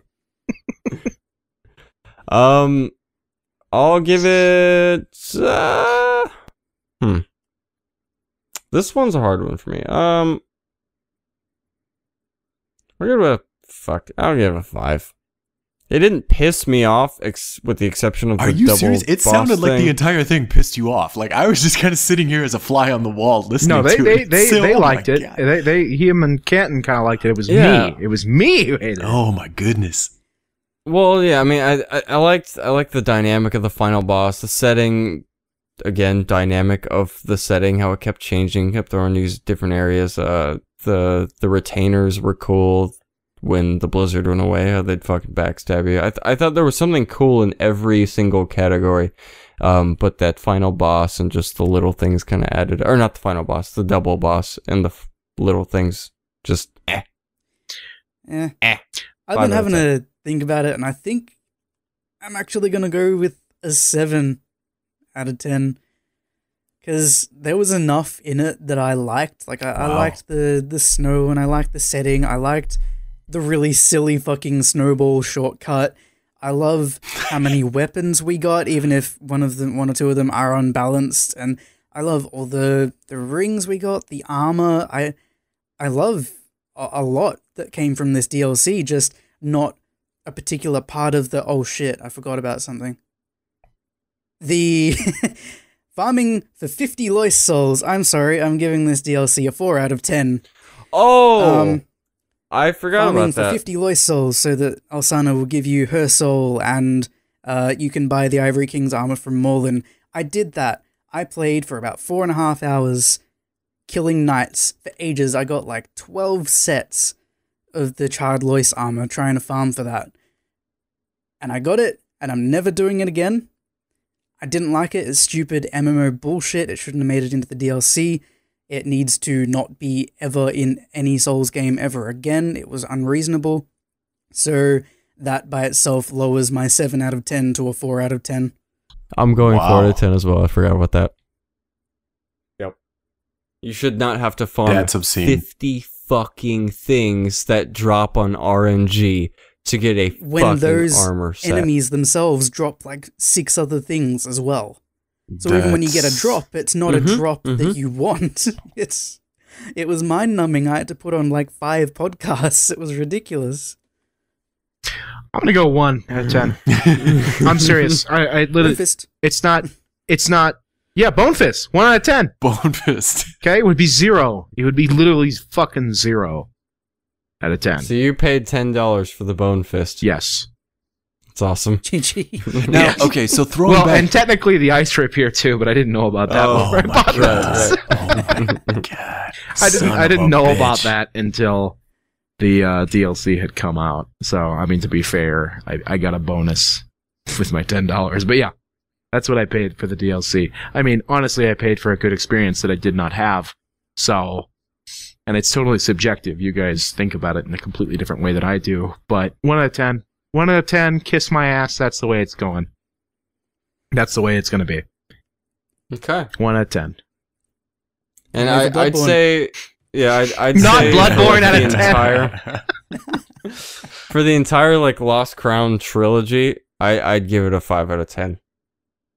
As far as like having all 3, comparing all of the DLC to the vanilla game, I'd say it's 5 out of 10. Whereas I'd give like the vanilla game a 6 or 7 out of 10, probably closer to a 7. That's it. Yeah, overall, I think I'd give it about, like all the DLC, I think I'd give it about a 7 out of 10.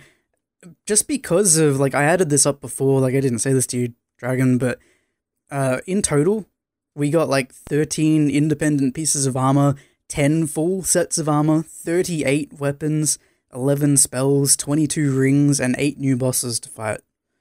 So, I liked it. 9 new bosses, sorry.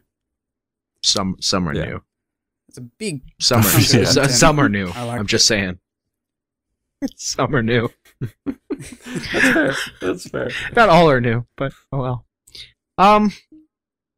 I'd probably give the entire trilogy only because it was an effort on their part to expand. I mean, yeah, sure, it's probably just a money grab, but at least they did it. And it kept Dark Souls 2 from being a hell of a lot more boring than it was going to be. I'd probably give it just a 6 because I did get some good weapons out of it, and it would have a higher score if it wasn't like what Polly said. We're now getting to the chore range where it's like, why am I still playing this? Oh yeah, I do it for a living. But other than that, like if I was a regular gamer, I would not have played Dark Souls 2 for this long. No way. So that's understandable. I'm giving it a. So Polly, the first two. Yeah. So I would say the first two probably composite of, 5. I think between the two of them, they were fine. I am not enthusiastic about ever playing them again. By the sound of things, I am not enthusiastic to go through and finish Ivory King or start Ivory King, depending on how you look at it. I don't know. And again, just tying back to sort of the personal preference of the DLC thing, like I just go through these things and wonder, like, why? I wish there would have just been a weapons pack.